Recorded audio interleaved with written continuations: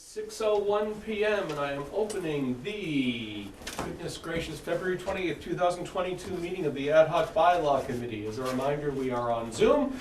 We are being recorded, broadcast, rebroadcast, and put on YouTube at some point soon. All right, and it is 6:01, and I'm going to open the Board of Selectmen's meeting. Do we have a motion to? So moved. Whitman seconds. So we don't need the Zoom. All right, first thing on the agenda is public comment, and we did receive a written request from Tim Newwald. Tim, do you just want to make your request? Do you want us to read your email? Well, I can read it. I've got it here that I sent. If you guys are okay, I can read what I sent. Sure.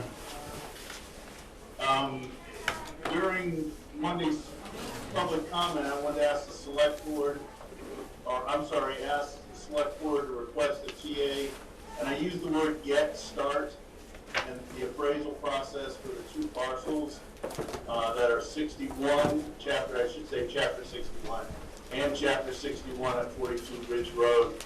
And I asked if this was possible because I know that I put in there that the planning board and RDIC have given positive interest in the appraisal process through letters to the select board last week. Both of those I'm hoping that you've already received from the RDIC and the planning board last week as positive interest. Okay. Yeah, we did receive copies of the requests. This is not an agenda item, obviously, and we're not looking at accepting or approving 61A. This is simply to request an appraisal to assess the value on whether the town would consider the purchase.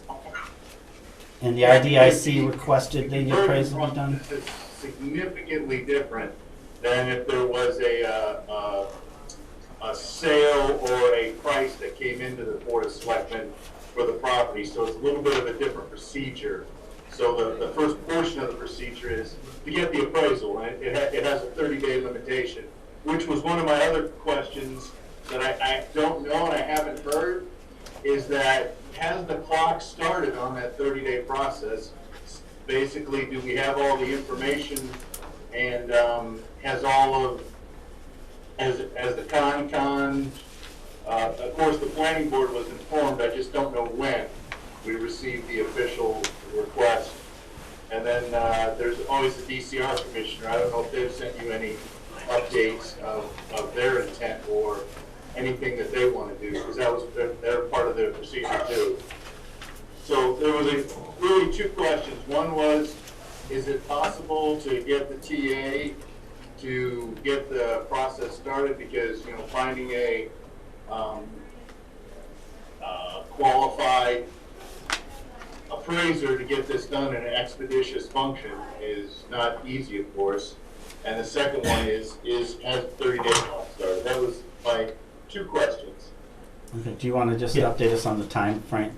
Just to let you know, Tim and the board know that the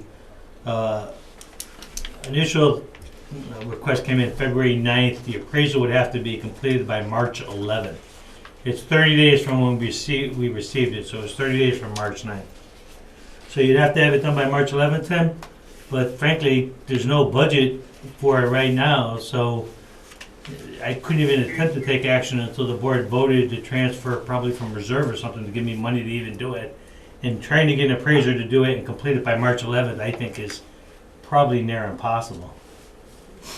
Well, actually, which was something that was brought up, is on the chapter 60 and 61 at the top of their chapters now, there's a indication that all times have been taken off due to COVID. So again, I don't know that, but my question is, there's a set procedure, and it came in on February 9th. Great, was that on February 9th, were those letters hand delivered to the planning board, con, and the DCR commissioner, or by certified mail? Both, all three of those departments received it? Yeah. That's a question I asked. So, I don't know that. So Coming in I don't- court doesn't count. I don't know, I know that Beth received it, I didn't ask her how she received it. And the first step in that process is to send it to town council, and then after town council reviews it, it goes out to all the boards and commissions, which obviously you know is out at the boards and commissions. But I didn't ask her if it came in a written form or how it actually came in. I just know it came in a letter form. I don't know if it was, certified mail or how it was. And I asked the question, when did the boards get it? Because it obviously wasn't February 9th. Well, again, it has to go to town council, so I'm not sure exactly what that time period was for town council's review, but If I may, Yeah. through the chair, Tim, it's Leah. I had, for my own interest, just because we haven't had any of the conversion stuff, such an instance like this come before us, at least since I've been in town, I was curious what the process was. And I reached out to Beth and Tamika both. The letter to the select board was hand delivered to Beth, not through town clerk's office, is my No. understanding. No, it came into our office. Oh, it and did. And I brought it over to Beth. Oh, okay. So that was my question, was if it had gone in through the town clerk's office and then disseminated to because it says on the letter that it's CC'd Concom, Board of Assessors, Planning Board, and the DCR contact also. And so I wasn't sure how it had actually been. I knew it was hand delivered, but I wasn't sure if someone from the trust had come in and delivered it to Beth, or if it had come in through town clerk's office. So It was our office, and then and I brought Yep. it right over to Beth. And from there, I'm not sure. okay, yeah, then it went to town council right. first, and then after town council went out formally to the boards of it. My question is, if it went to town council, that means the boards didn't get it on the 9th. So that is not a 30-day time clock started until the boards get it, based on Mass General Law. But didn't you say it was CC? To the boards? No, only one copy came in. But there wasn't a card, I think it said copy. Yep, no. Okay. Excuse me if I may. Tamika, Yes. how did Concom receive its notification? It was just in our mailbox. So I'm not sure what date it arrived in our mailbox. Did we dispatch that at the meeting I wasn't in? I think. We have this on our agenda for tomorrow night. Oh, so we haven't done it yet. All right, thank you. Correct, yes.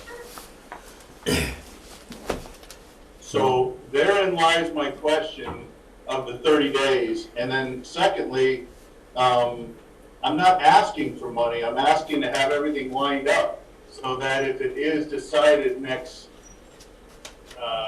Monday that it is an option that the town executed. Because right now we're sort of dragging our feet, and I'm not happy about that, because this is a 50-acre parcel that the town really can use in the future. And there's other questions that I'm not going to bring up that I didn't put in here.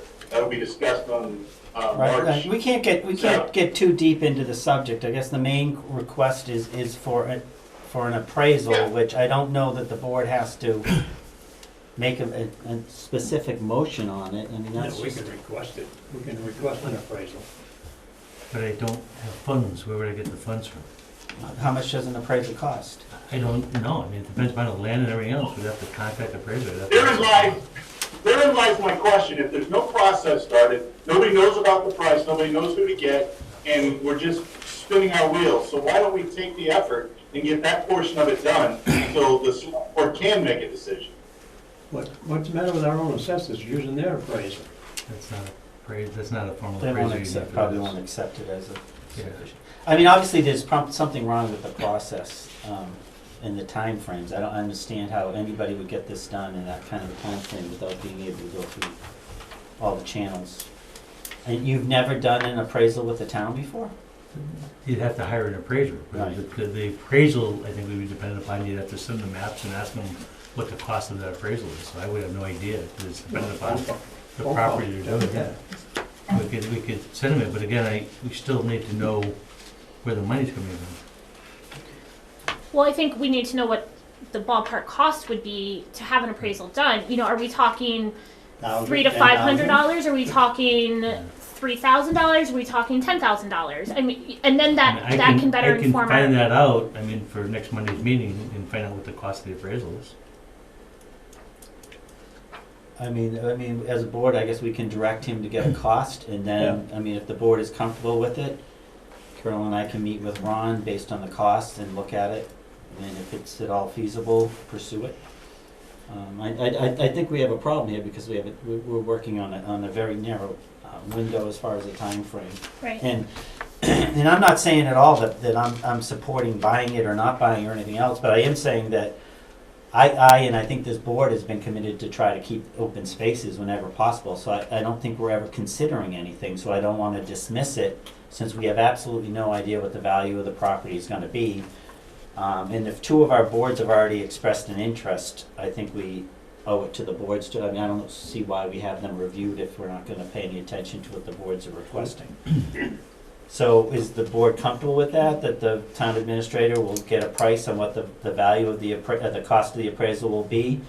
We always meet on Wednesday, so if the board's comfortable with it, Carol and I can meet with Ron and discuss what that value is and try to make a determination on whether it's something that can be funded. Mr. Chairman, what I could do once I get the appraisal, there's nothing wrong, just as long as the board members don't reply and ask me questions, I can send out whatever I find out to the entire board before Wednesday. Just so the board's informed, and then if the board's comfortable, Carol and I can, No, tomorrow's Is there a Tuesday, so way to you know, I'm in pencil that in a until Wednesday date? after.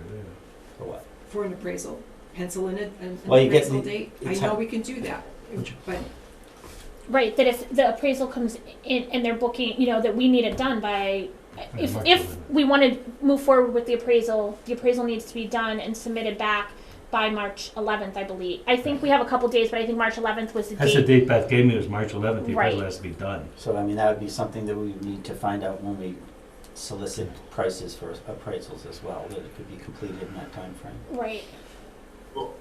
I'm struggling with the March 11th date too, because if the Concon and the planning board didn't get it delivered to them, I mean, state law is pretty adamant about, or pretty explicit about the exact boards getting it. It doesn't say come into town clerk or town select board to be delivered. It specifically says hand delivered or certified mail to planning board, Concon, and if I'm not mistaken, assessor, and I think it's the director of the forestry management is the other one. So there's a procedure that has to be followed, and if it wasn't, that's a procedural issue with the owners of that piece of property. So in my thought process, and again, it's an attorney's call, not mine, is the procedure wasn't followed, so the time clock hasn't started. Tim, I'm gonna check tomorrow, but I believe that's the whole process of it going through the attorney in the first place, to make sure the process is followed. Beth is pretty good about talking to the attorney and going through the process to make sure it meets the requirements. So, that, again, I'll check tomorrow with what the attorney said, but that's the whole point of sending it to the attorney. So, we'll just have Ron check to make sure that the appropriate dates, and that it was delivered to those boards. If it wasn't delivered to those boards according to the regulations, then it's not.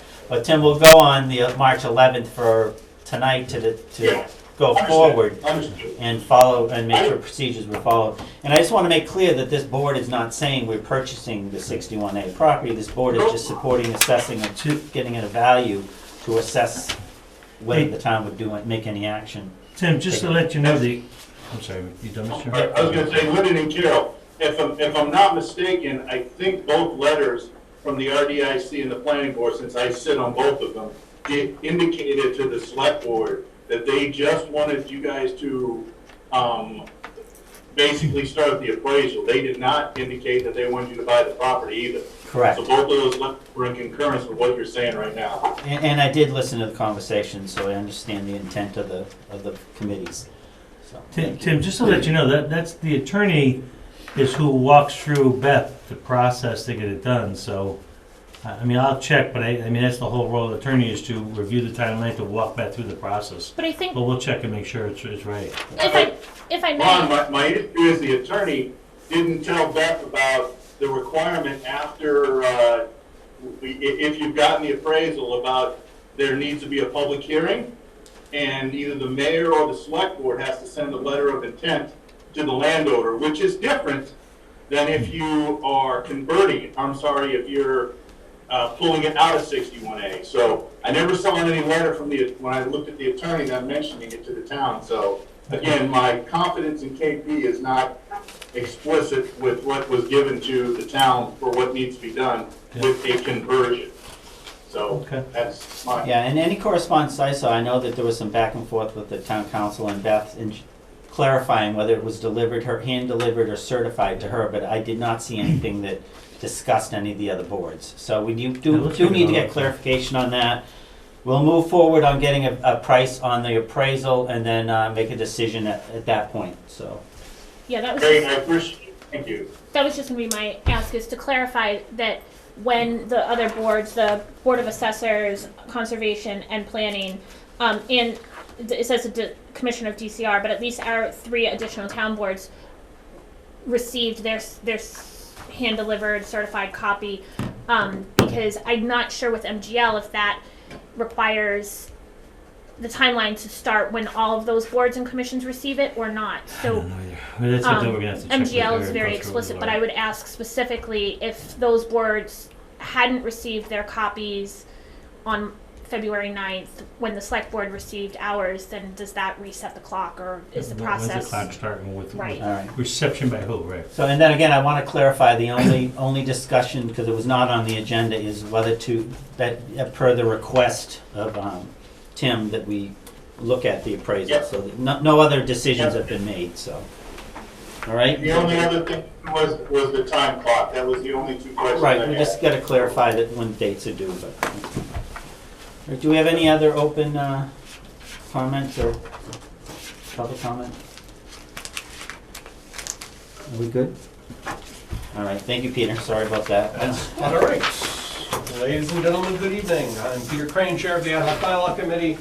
In the room this evening are Anita Carlson, our Town Clerk, Norm Anderson, also a Planning Board, and others. And online is Lynn Turcott. We are 4 of the 5 members. We are happy to talk a little bit about what's going on. So first I want to start with things you should know that have gone on since the last one of these sessions. Share, which of course did not matter. So, there was a bit of clarification, and it all goes back to our friend general provisions and what is a day. And we ended up with 2 definitions. One is just a day without any adjective, it's a calendar day. But we also constructed a definition of working day, which is any day, a calendar day, excluding Saturday, Sunday, and holidays. That becomes important because it lets us clear away some of the extra words in a lot of bylaws. But it also exposed something that we didn't think about before we did it. And what that was is that there's the body of bylaws that we're putting up for amendment, and then there is a chapter of bylaws that we were not intending to amend at all. Some of those need amendment to be consistent with our definition of day and working day. It's a small set of bylaws, and they are incredibly straightforward changes, but they are there, and I don't want you to be surprised come warrant time that we have a 7th warrant article dealing with the most trivial bylaw changes possible. And if I may, just for clarification, those very trivial will simply be essentially changing a day to a working day, or define. Or business day to working day, things like So- that, yes. Okay, because I know, Sometimes we inserted the word working, sometimes we replaced another adjective. A lot of the time we did absolutely nothing because it wasn't necessary. So, secondly, we held our first public information session. It was almost exactly 2 hours long as I had planned, which I find surprising. There were a couple pieces of controversy that we all need to be prepared for. One The date of annual town meeting, that will always be controversial, so it's no surprise that there are people who think it shouldn't change, and there are people who think it should. Second one was town administrator as department head appointer with approval from the select board. That language I believe you've all seen by now. But that was just, some people seemed very upset by that change. By that inclusion in the town administrative bylaw, excuse me. That's not a change, it's a whole new bylaw. And finally, there was a whole discussion about how and when bylaws will be presented at town meeting. Carol was there, she heard it. I'm not taking a position at all. It is not my job to tell you how to establish the warrant. There are people who think the bylaws ought to be really early. There are people who think they should be late. I take no stand. I just tell you that that is a point of controversy, that when the warrant is being constructed, I expect to have, that there will be public here to discuss that. I could be wrong. That's just my expectation today. So, just a question, if a bylaw gets passed at town meeting, does it immediately become effective? No. It's effective, general bylaws are effective after the Attorney General's office approves them. Okay, so it's not gonna be immediate. And that's 3 months and a week, 10 days after town meeting. Okay. Ron, you had a question? Yeah, I just wanted to understand, Pete. Some people wanted the bylaws to be discussed and voted on prior to the subject, the normal subject on the town meeting warrant, and then some people wanted it after the normal subjects were done, is that what you're saying? Yeah. Was there a preference, or was it just? I wouldn't, was yes, all over the I know only the people who spoke up, and I'm not gonna say they're right, I'm not gonna say they're wrong. As I say, I take no I'm position. just trying to understand the, Yeah, some point. people Yeah, think yeah. these changes are important enough that they ought to be done early, so we don't lose the people who walk out after budget. okay, that makes sense. I'm trying to wonder what the Yeah, point of that that's was. the gist of it, if I may. Maybe we'll mix it up and do every other one. There you go. Finally, our next public information session will be 16th of March, where I intend to go over what we do tonight, which is chapters 3 and 4. Any questions on that? Let me just zip through all the things we've already looked up too far. All right. Chapter 3, Financial Matters. So the first two bylaws are a substantial change from what we have today. There was a single bylaw called Accounting and Collecting, which dealt with some process-related things. And it was the bylaw committee's position that we should have bylaws that describe the duties of offices and not of processes. And so we divided the accounting and collecting bylaw into two. One for the treasurer collector's office, which is the first article, and one for the accountant's office, which is the next one. It turns out there are not a substantial number of changes. If you were to take those two bylaws and squish them together, there aren't that many actual other consequential changes to either bylaw. So very quickly, skipping past purpose and authority, I'm just going to mention that sections A and B are maybe not exactly as written today, but they're pretty close. Treasurer collect all accounts due to the town for taxes, water and sewer fees, and interest, penalties, legal fees, and demands. And treasurer collector shall deposit all monies received into the town treasury at least once a week. Well, okay. Again, that second one, once a week, sure doesn't seem like frequently enough, but it's what's in there now, and obviously written before the days of electronic fund transfers and such. Yes. Through you, Mr. Chairman, I don't see local receipts as part of that collection. So we collect taxes, water and sewer fees, but then we have building inspection fees, all kinds of fees that we consider under what's called local receipts. The she does not collect them. The town clerk collects dog fees. The building inspector and that department collects those, and they are covered down in section 4, disposition of departmental receipts. Thank you. The other 4 duties, C through F, are brand new. When we passed this off to Becky for her review, she said, well, there's a lot here about the collector side, but not about the treasurer and the other things that she does. She handed us her job description, and we went through it and came up with these 4 things. The treasurer collector may invest otherwise idle town funds. Treasurer collector shall manage long and short-term borrowing subject to approval by the select board. Treasurer collector shall administer the town's payroll, and treasurer collector shall manage employee benefits, packages, and employee enrollment therein.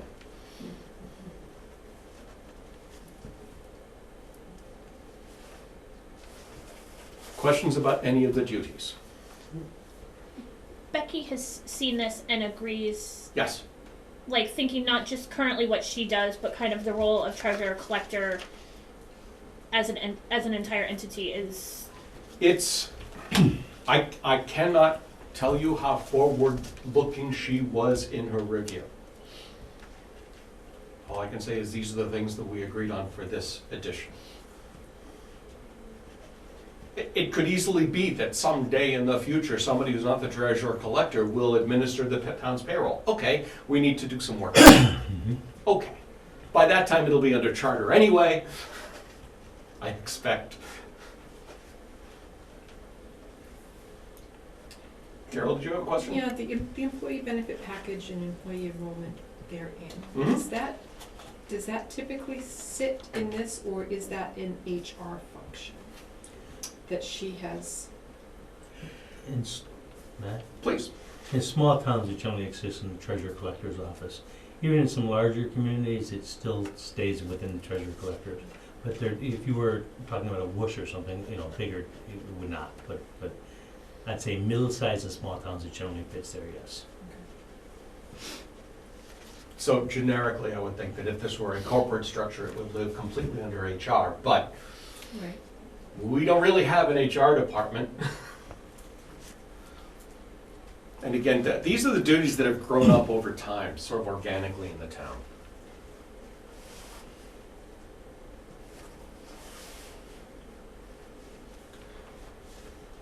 Moving on, actually, let me get this window out of the way.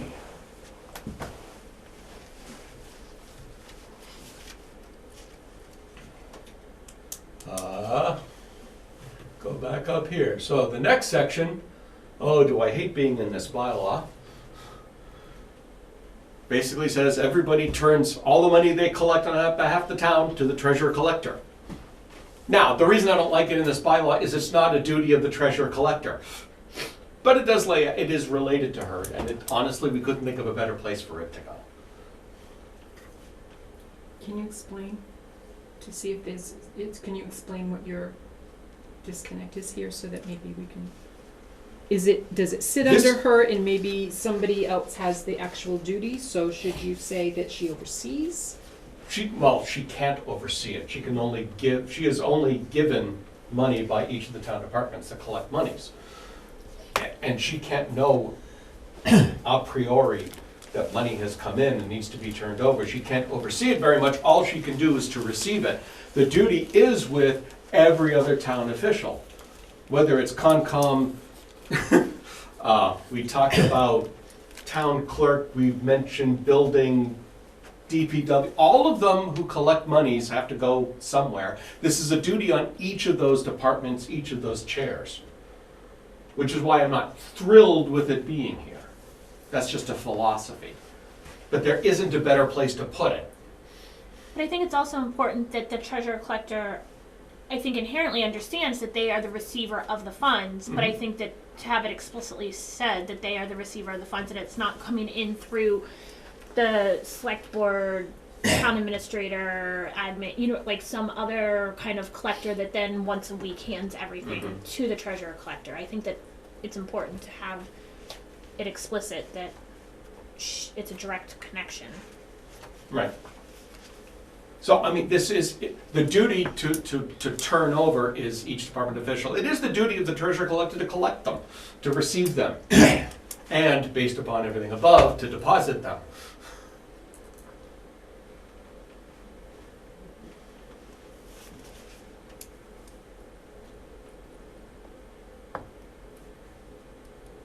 Questions? Moving on, the rest of this bylaw is virtually identical to what is there today, which is the ability for the treasurer collector to enter into agreements with properties that are overdue on paying their taxes. And this is very, very, very nearly unchanged from the current bylaw. There are a couple changes in A, including, of all things, the way that we reference the Mass General laws. And because this changed from section 6 to section 5 over time, there's a reference down here to section 5C that used to be 6C. That is literally the only changes here. If you're interested in review, we can do that, but this has been through everything.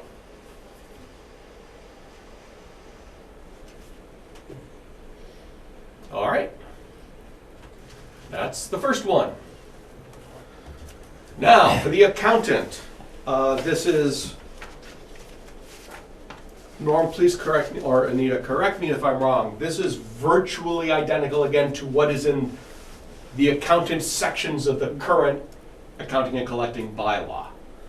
The town accountant has reviewed this, says this is good, he's happy with it, so I'll just. Can I, sorry. Yes, ma'am. Under purpose, section 1, purpose, I think that the MGL reference should be chapter 41, Oh, section 55. I will take a look and correct it.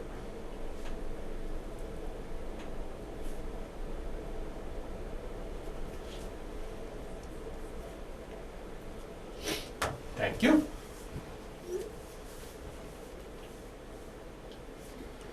So, an accountant manages the audits in compliance with everything.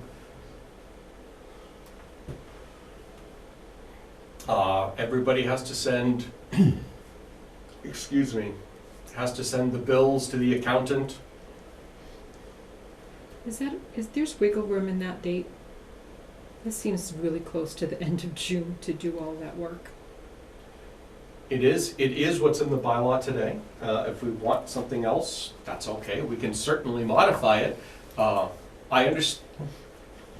There is the further away from the end of the fiscal year, the more things you have to deal with specially from the accounting and collecting side. So I believe this is set for 10 days as that balance point. As long as it's been thought about. I'm just thinking. Honestly, I A can't tell you that. workflow, that's pretty. I can't tell you that the 20th is too close or not too close. Okay. And in fact, I'm not even certain what MGL has to say about it. The town council would have known that though when you showed it to him. He would have been aware. He must have thought it was okay, or else he would never approve it. Because that's I important. would That's think. closing out, getting ready to close out the year. Right. That's it. Yeah, right. Thank you. Mother and apple pie, the town accountant shall prescribe the methods of accounting and the forms to be used, etc., etc., etc.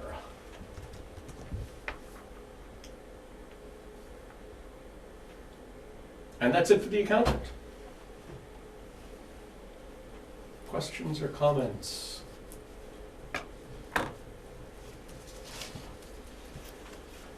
Moving on, Finance Committee.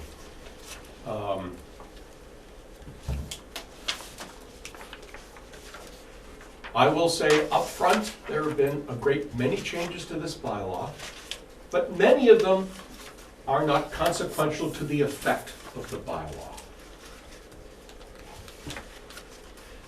The committee strips out many words that are duplicative of MGL, and also we strip out words that at the end of the day don't actually add value to the bylaw.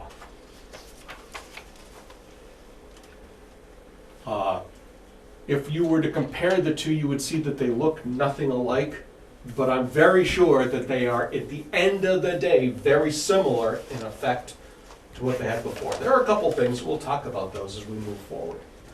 I think one of the biggest things, well, here I'll just hit members. 7 members appointed by the town moderator, subject to ratification by the select board. You have a meeting to ratify. These words are new. The whole ratification process are new words to this bylaw.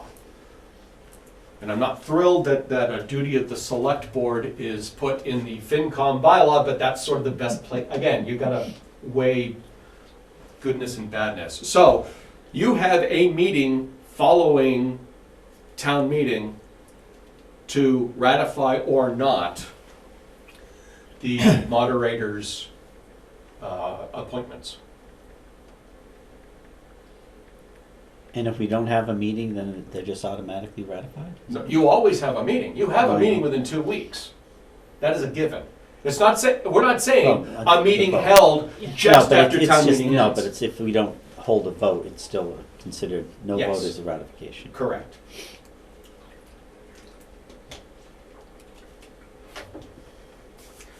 Just like before, now town employee or official are eligible to serve, and appointment terms commence immediately upon qualification, and expiring term ends at the final adjournment of annual town meeting, which is, for those paying attention, very different from every other appointed committee.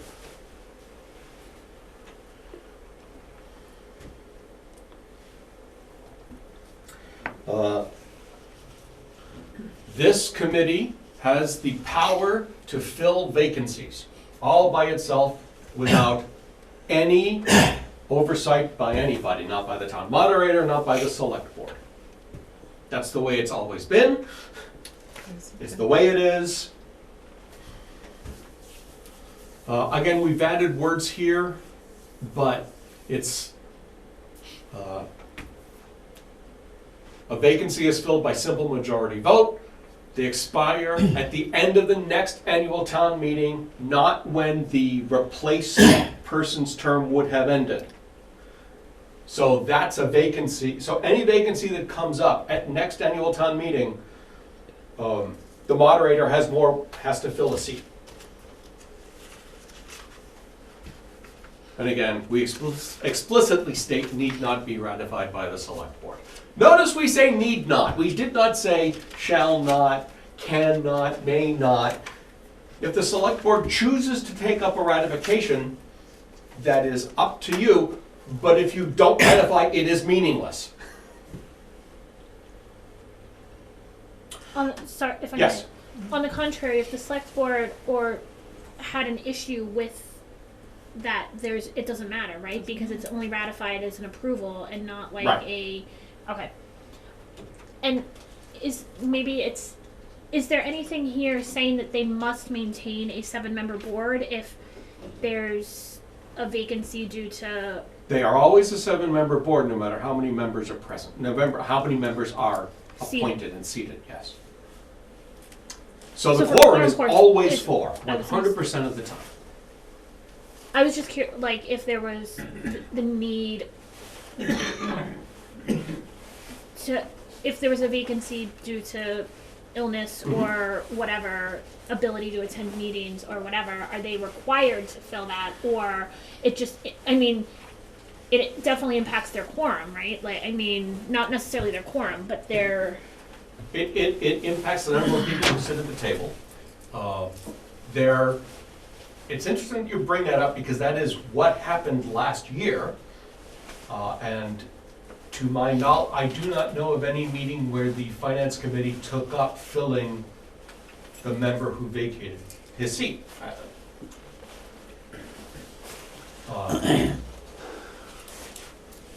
It is usually considered best practice to have a fully seated board, but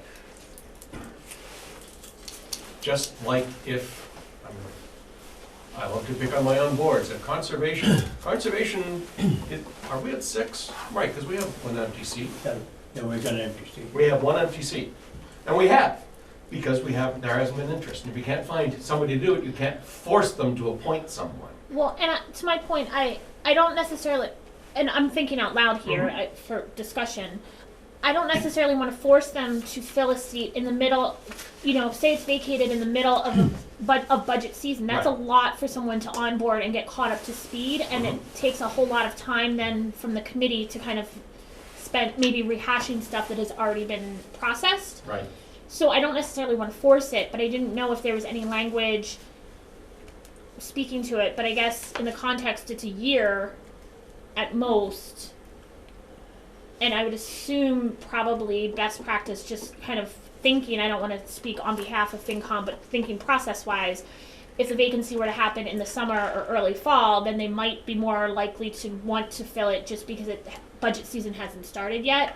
Where I can understand if the vacancy happens in even February, but March, April, it's a lot to try to onboard. So.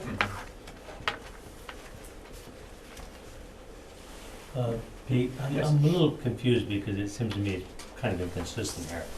So, the Board of Selectmen has to approve the original appointments of the members, correct? Yes.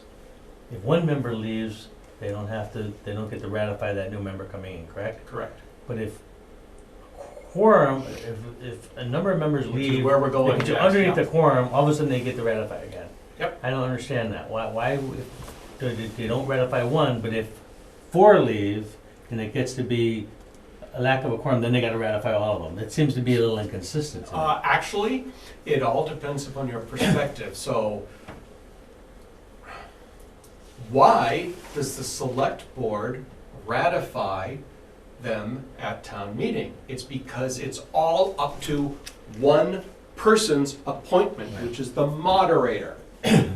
When they're filling their own seats, you have a group of people deciding to work together with another person. So it's not a single person's opinion or thinking process. If they lose quorum and they can't appoint members, they have to go back to the moderator, and you're back to a single person making an appointment. But they can't vote themselves, I get it. Okay, that makes sense. Exactly. They That can't makes vote it, so it's gotta be turned back to the moderator. And because it's a moderator and a single vote, we Okay. thought it was best to have ratification again by the select. It's interesting thinking. It's pretty deep thinking. That does make sense. Didn't look like it did, but it does.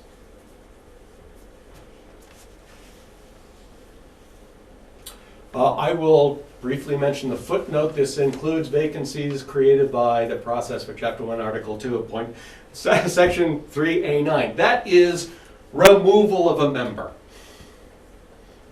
So all vacancies are treated the same, as they should be.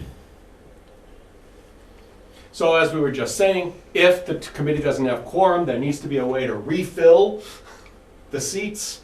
That's the town moderator's job. Town moderator does the appointment, select board once again ratifies, and there's a committee that can function again. Until the end of town meeting. I'm sorry, Pete, I gotta ask my questions. I'm thinking it's true. So the interesting thing here is, let's assume that 4 members left the committee. Mhm. Now it's gotta come back to the Board of Selectmen for review. Could the selectmen just appoint 2 of the members to get back to a quorum? Because that says all of the members have to be appointed that way.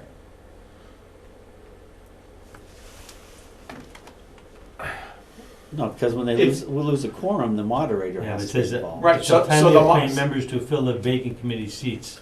So if there were 4 gone, it seems to imply to me that they would have to, that the Board of Well, Selectmen would have to ratify 4 So, positions. so this is the Not whole, just put it back to this the is the whole vote. process thing, where it's up to the moderator to fill all the seats, and the select board to ratify those they feel are correct. So if the moderator appoints 4, and only 2 of those are acceptable to the select board, then only 2 are seated. That's qualification. And then do those remaining 2 have to be ratified by the select board, or now, since there's already a quorum, they don't have to go back to the board? That's what I'm saying, it's a little bit kind of We could toss balls in the air for that. I'm not sure which way I'd go. I could actually honestly make a case that up until the next FinCom meeting, it would stay with the town moderator process. But once the FinCom meets, that they have responsibility for the 2 vacant seats.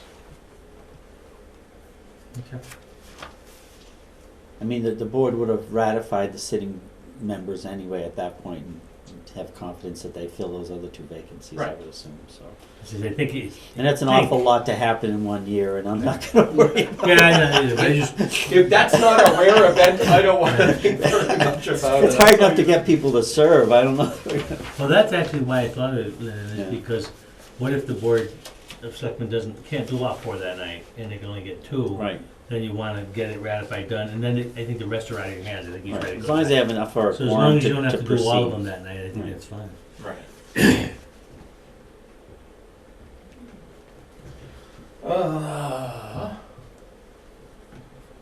Moving along. Duties.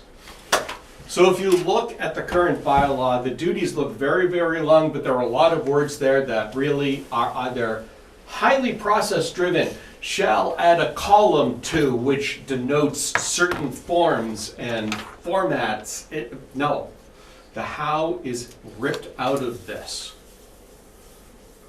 They don't create the budget, the finance committees never create a budget.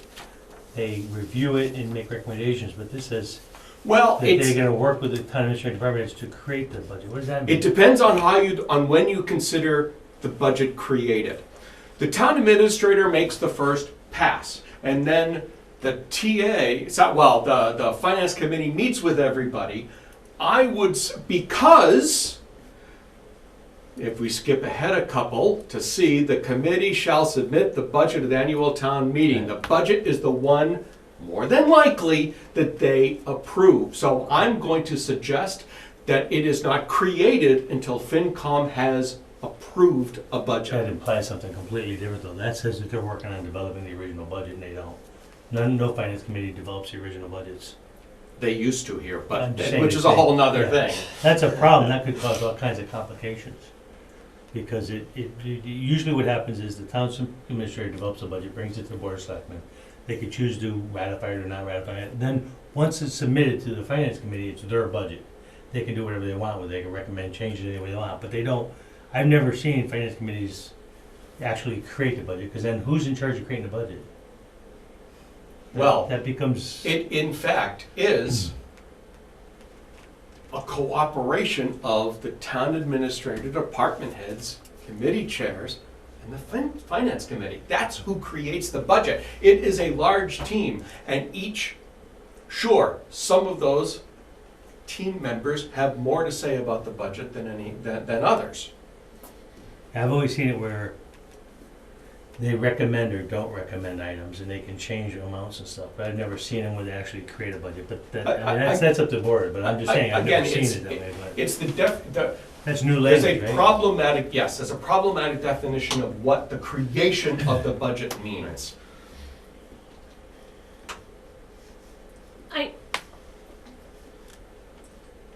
I can't remember, and I'll go back and look, how is it worded under town administrator's responsibility for the budget? Is it that the town administrator will submit a balanced budget to FinCom, or is I it think just town says administrator? develop a budget, I don't know that it says balance, they wanna add that, but I think it just says to develop a budget. Well, we didn't develop have a town administrator, Bylaw. bylaw at all, so I just wanted to, because I understand the confusion as far as what the definition of create is. That they're not starting from It's under zero. chief financial officer. Well, that's true. Shall Shall create the create the town- town's annual budget, operating capital. So there is a small, And there it says that the TA shall consult with FinCom and CIPC when creating or amending budgets. Correct.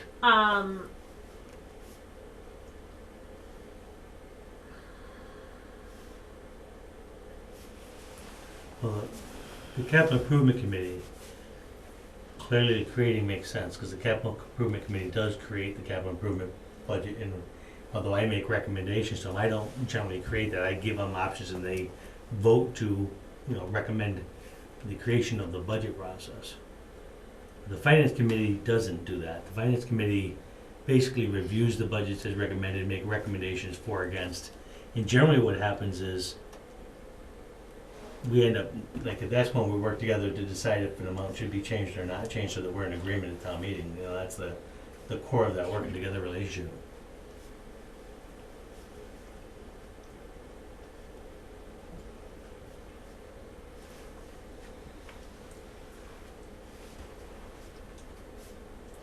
All right, I will take a note so we Yeah. can move on. Yeah, I just think it's gonna create could create a significant conflict at that time. Peter, Yes. what would happen if, back under FinCom, you just, instead of the word create, use the word develop? The word what? Develop. No, they don't really develop the budget. The finance committee doesn't decide, like, what gets funded originally. They make recommendations if the town meeting should support or not support any recommendation. But they don't develop it.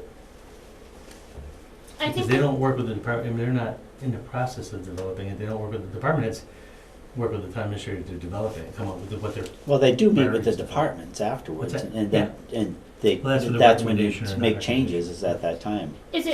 could it be to edit and amend or something? Because I think that this is one of the growing pains that we have is previous to having a town administrator, FinCom was pretty much the responsible one for the budget.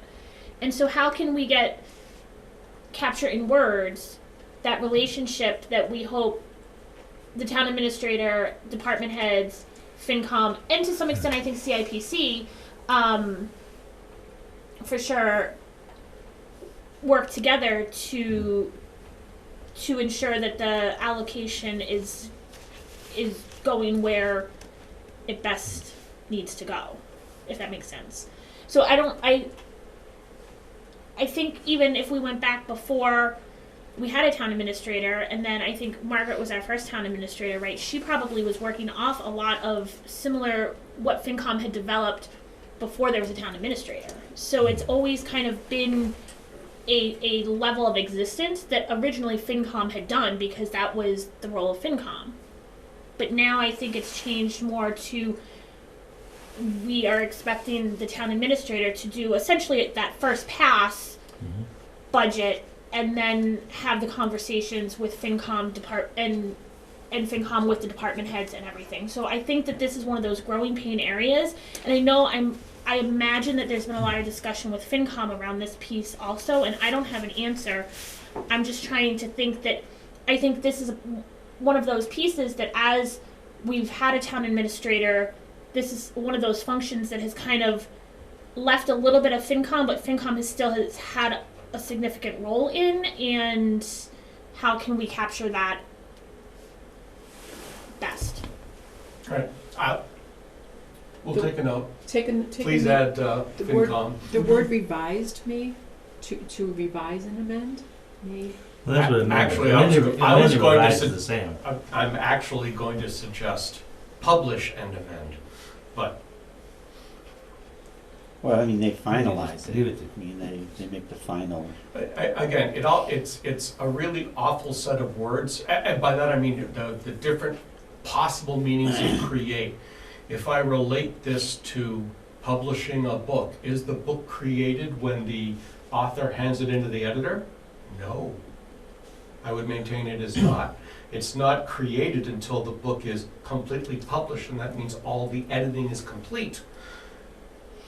So as I said, we'll take this But just know, out of here. if you leave the word create there, then you're having a finance committee set policy for the town by saying, what if they decided they think that the budget should be created with a new economic development director?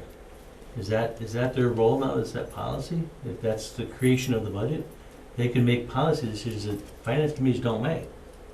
That's why that word wouldn't be there. Okay, You see what I'm saying? I understand. I'm shutting this down so we can move on. Committee shall discuss and report its recommendations on the budget to the TA. Committee shall submit the budget at annual town meeting. That is explicit.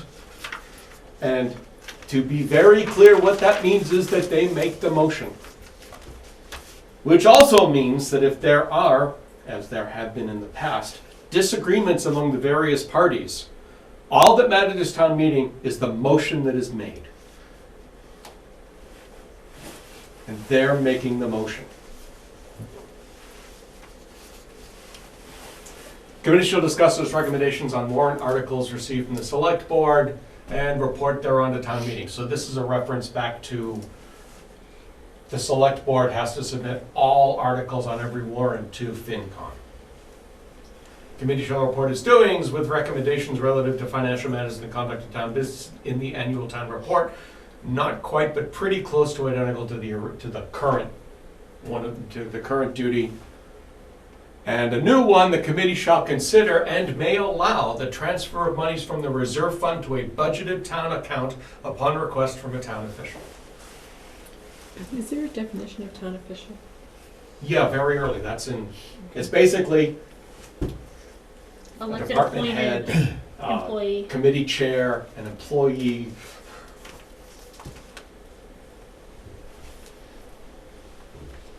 I have a question, and Yes. this might be semantics and Mhm. not current, and I don't know past even, but the way this reads, the FinCom will submit the budget at annual town meeting. They need to present the budget at town meeting.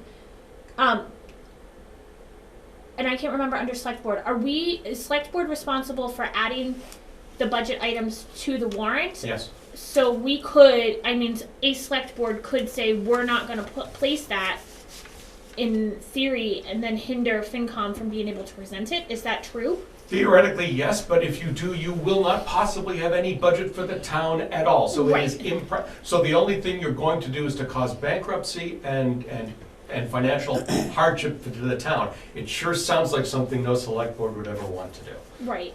I just wanted to make sure that I was understanding that correctly, that there still is some level of cooperation between select board and FinCom, but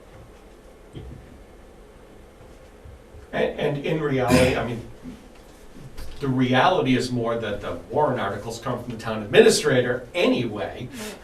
Some of the details may come from the FinCom, but whether it's a straight line FinCom to select board, FinCom TA, just TA, whoever. right.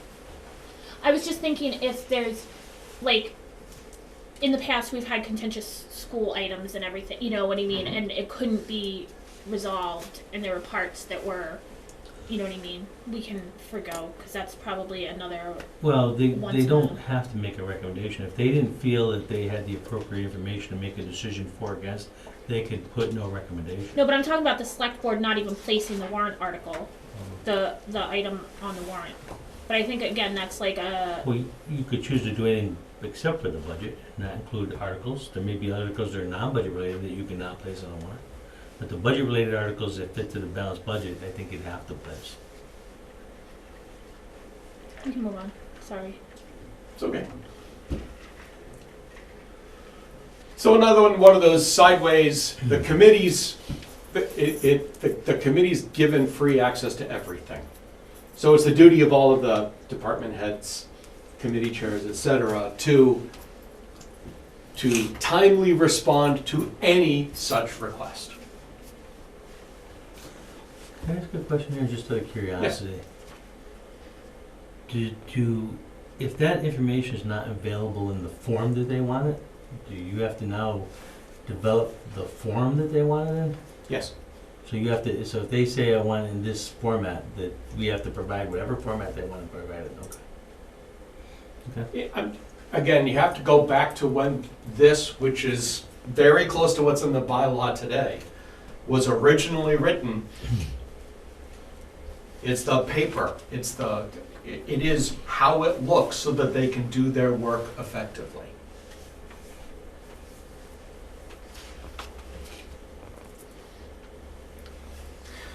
So because we added removal of a member from every other appointed committee, we added one to this, but because this board is appointed specially, it gets its own sort of process. And really, what this says is you're going to follow that other process back there in the appointed committees, except that it is a joint body of the select board and the town moderator that is then well, today 5, usually 6-member body. That means there is a potential for a tie. But if it ever comes to needing this, I'm not going to be concerned with a tie either way. So in this case, it is as I just said, it's a 6-member body. And so it's, Who's a 6-member body? well, the select board is 5 and the town moderator is 1. That's a total of 6. I see what you're saying. That- So that's- they're considered that's- one body, all right. Yes. And I know we had this conversation Mhm. under, when we were talking about chapter 1, article 2, so.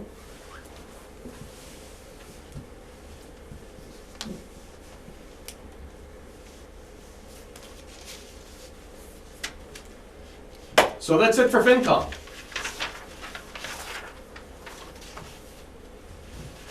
And yes, every bylaw's been approved by the appropriate body so far. In fact, everything today has already been looked at and reviewed. Moving on to CIPC. Again, this one is fundamentally structural changes to make it look and feel like the other bylaws. In fact, I have to look at this document.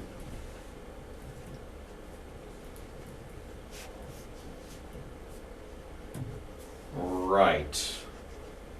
So, we'll talk about one substantive change when we get to it, but what happened is that some sections got moved out of this bylaw and moved elsewhere. For example, everything about capital and how there's a process for capital, that things have to go through the capital CIPC. That's now in the select board bylaw to remind you guys, as part of your duties, that you need to refer, that you're not allowed to place until it's been referred. So it's changes like that that made the truly big substantive change and consequential changes to this bylaw. We have a single definition of capital now that's used throughout rather than having 1 or 2 or 3 places to find it. 5 members were. We don't like 4A. Nobody likes 4A, but we still haven't found a better way to express it. What's wrong? I have a question about 4A actually. Yes? So if an elected town official was Uh-huh. on CIPC because we currently receive stipends, then we should be excluded from that, correct? That is correct. Okay. And is this the only board that has that stipulation? Yes. Okay, or the only committee, sorry. The FinCom one is similar in that it can't, you're not allowed, they don't, it's not expressed this way. Right. The problem is employed by. Those are always the problems that give us fits, because as a member of Concom, I'm an employee of the town. Does that mean I'm employed by the town? That's a really funny question, which is why we added nor receive compensation from. Well, you could say employed or used by. Well, You're used by the town. trust me, I'm used. But a Concom member otherwise should be eligible to serve.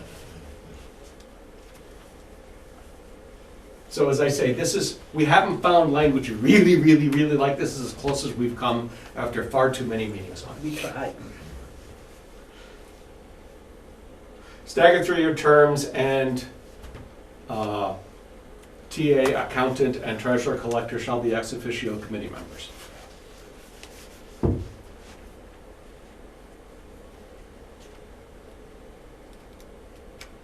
The appointment is under the Board of Selectmen, correct? Yes.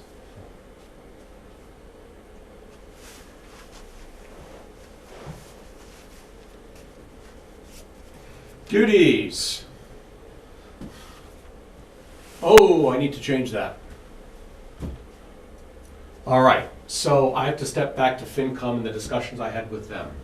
There were words in that bylaw originally about CIPC, and they wanted them all stripped out, because from FinCom's point of view, CIP, the capital budget is nothing more than another departmental budget. That's the way they process it, that's the way they look at it. So I should strip out the finance committee in 5A. So FinCom sees CIPC basically presenting either with the endorsement of CIPC through department heads or CIPC themselves presenting capital plan to FinCom, depending on how it plays out. Yeah, exactly. So, Peter, I'm confused again by the wording here. Yep. The committee shall coordinate with the town manager, I'm talking about A. Town administrator and finance committee to create and amend a capital expenditure budget within the operating budget. Mhm. Maybe I just haven't read enough, but what about a capital expenditure just out of free cash? It's not part of your regular operating budget. Operating budget is the department budget, it's all the department budgets.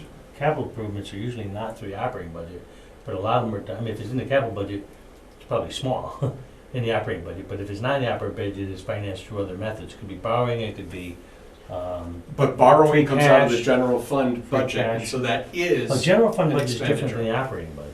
What's that? General fund budget is different, the operating budget is different than the general fund. General fund is everything. Operating budget is usually described as all the budgets put together by departments.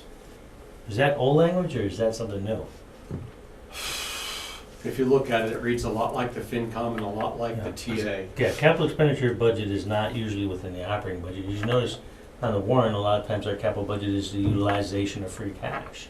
That's not an operating budget, that's a general fund item, but it's not an operating budget.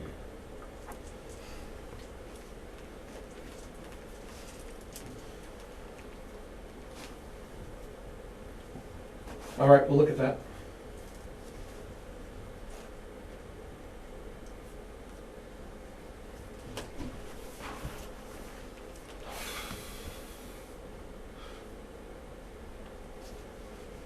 So fundamentally, their duty is to create and amend the capital expenditure budget. They'll start with that.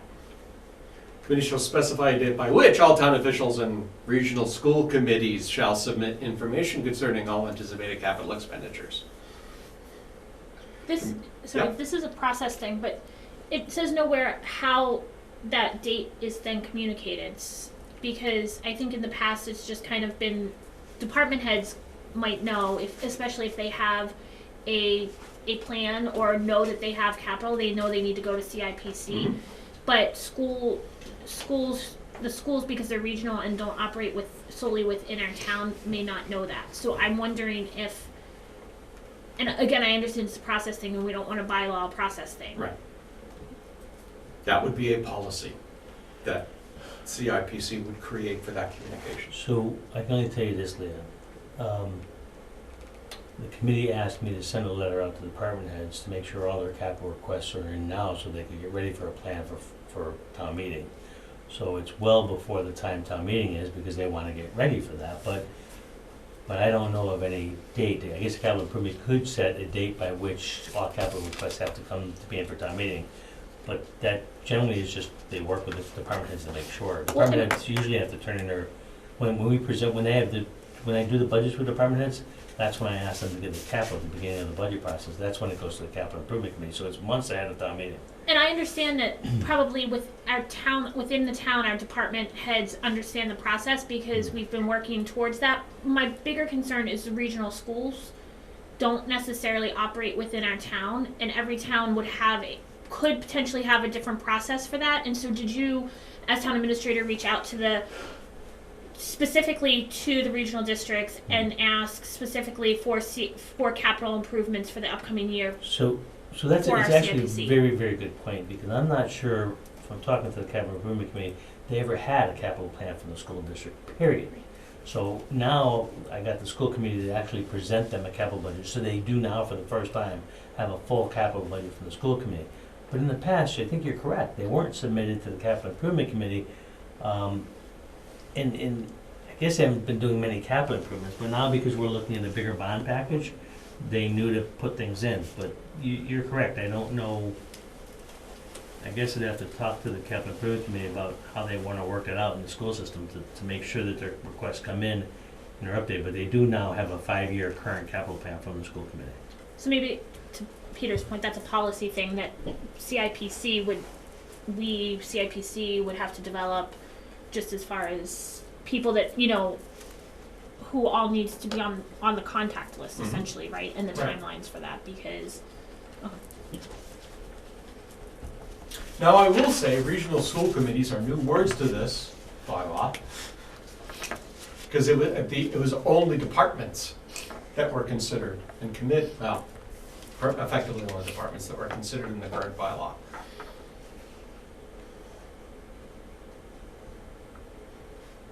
But we also believe that the school committees don't get a free pass on capital either, because they can't, in terms of the process. So Pete, if I could follow up now, right? On E is where I'm at now, right? So is that old language? Yes. It was, so it was, I thought it was their responsibility to actually develop the 5-year capital plan. Yes. Okay. Because I ended up doing it and submitting it to them, and it's my responsibility to get department heads to submit the request, but it's really their responsibility to do the capital plan, develop it. Yep. Okay. one other, sorry, to That's okay. go back Please. to B with the regional school committees. Do we want to add language about, and I'm forward thinking about any potentials, something about other regional services or agreements or something, because I'm thinking, like, right now we have dispatch and that's regional here, or animal control, that's regional here. I don't know what other potential regionalizations could happen in the future. Regional bodies. Right, just something along the line, I would maybe specifically call out the schools, because I think that's really important to have that, but also forward thinking, Mhm. I don't know how that might look in, No, it's fair. It's actually a very good notion.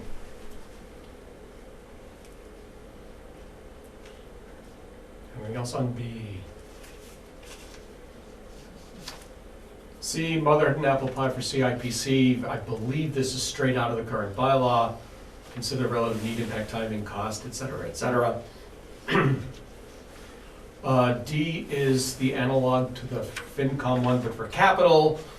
Committee shall report to town meeting its recommendations on any article referred by the select board. Here we do add a specific duty for the moderator, that the moderator shall call upon the committee for such report prior to discussion and vote. This is just consistency. The footnote for Select Board 5 isn't at the bottom of this page, it's at the bottom of the article, so. That is That's just a a- word layout thing. I'll tell you the truth, I'm not gonna muck with it. Okey-doke.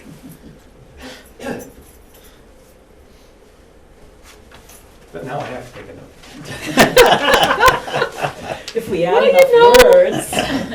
You're Well, talking about Add consistency. or remove enough words.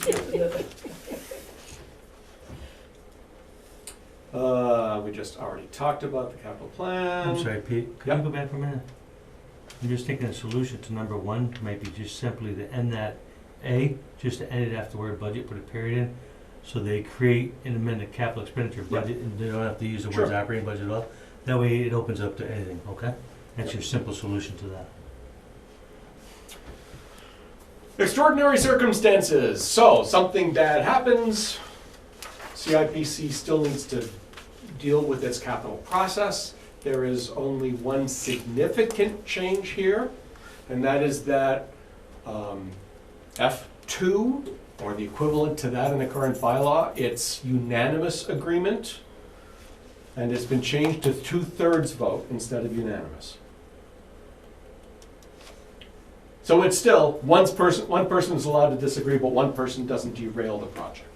and sorry to hound the quorum issue, for this committee, is quorum the number of seated individuals or the number of available seats? Every single body with a defined size, the quorum is half the committee size as defined, Okay, plus one, always. thank you. Or technically rounded up to the next greater integer, but Is that defined somewhere? For my, cause no, it's not. That's law. okay, I just want to make sure, because I don't know, so for across the board, there's no difference, no board, commission, anything could have a different, Correct. Okay. Not unless there's a law that explicitly enables that. okay. And I don't know of any off the top of my head that do. So even the 4th of July, which is a highly variable number of people, at any moment they have a certain number of it turns out that they are based on seated because they don't have a defined maximum number. So that's that 300. A couple of those committees are like that, but the committees that are sized, Yep. their quorum is defined, is fixed. I'm sorry, Pete, I'm confused again, I apologize. 3. Yep. So submit an addendum to its report. What is the report to the select? That is one of the reports that they are duty bound to produce. So, I mean, That comes up in 6. they give you their recommendation for a town meeting to vote on the capital budget. Is that what's considered a report? This is a capital This is under expenditure- extraordinary reports. circumstances. Capital Right. expenditure report for the next fiscal year. So that's that's part of their 5-year capital plan. This report will explain which expenditures are recommended for inclusion in the capital budget. No, that doesn't do that. This is what is B. The report, such as it is, prepared at least annually, is sent to Select Board, Town Administrative, FinCom. It's sent to those officials, for lack of a better word. So, if there is an extraordinary circumstance and they take something out of sequence, they are obligated to send an updated report to those people. Which makes sense because nothing's gonna happen without town meeting.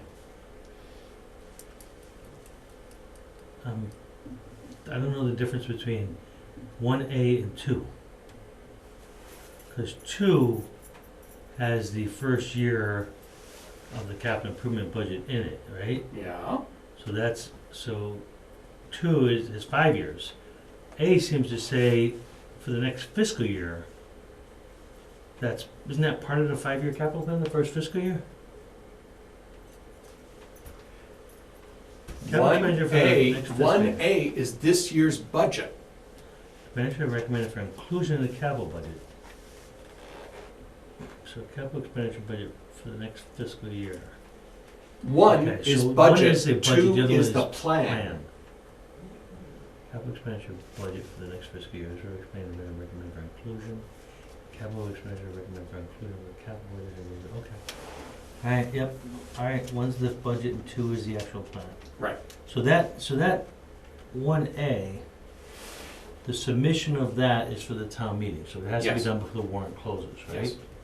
You would think. That's when it would have to be done for the warrant to be closed. Yes. So going back up higher, I think we're talking about extraordinary circumstances. Things that happen out So of let's cycle. assume that they submit a budget to the Board of Selectmen for inclusion in the warrant, right? Is that when a extraordinary circumstances, a building, something breaks down after they submit it to the board? After they submit the This capital is improvement budget? intended not for budget. This is intended for middle of the year, something really bad happens. They can't wait till next annual to fix it. This is the water towers. This is Okay, so that's not tied into the budget process. correct. A This separate is their extraordinary thing. process explicitly for things that can't happen in the budgetary cycle. Alright, I understand. Thank you.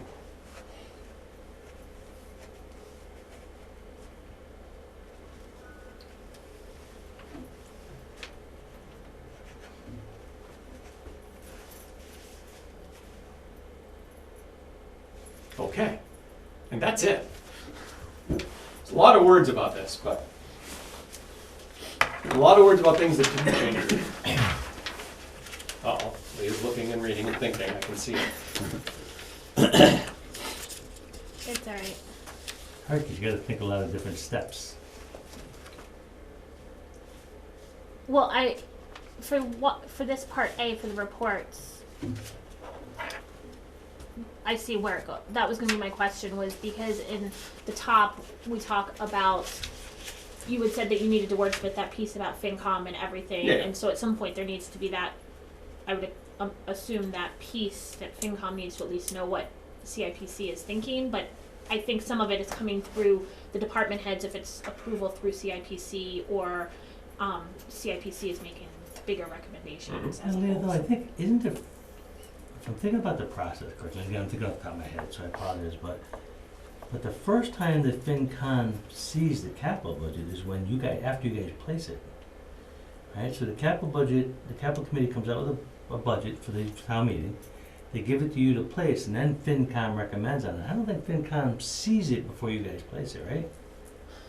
I don't think so. I think this is maybe we're trying to, again, bylaw process. I think historically, because we haven't had money, and it's been going on out of free cash, that we've been placing, the select board has been placing them as free cash. But at the same time, department heads, if they have a capital expense, they still go through the CIPC process to get CIPC's approval that yes, this is a priority and should be looked at this year, and then that department head would present it with you and FinCom under their piece of capital.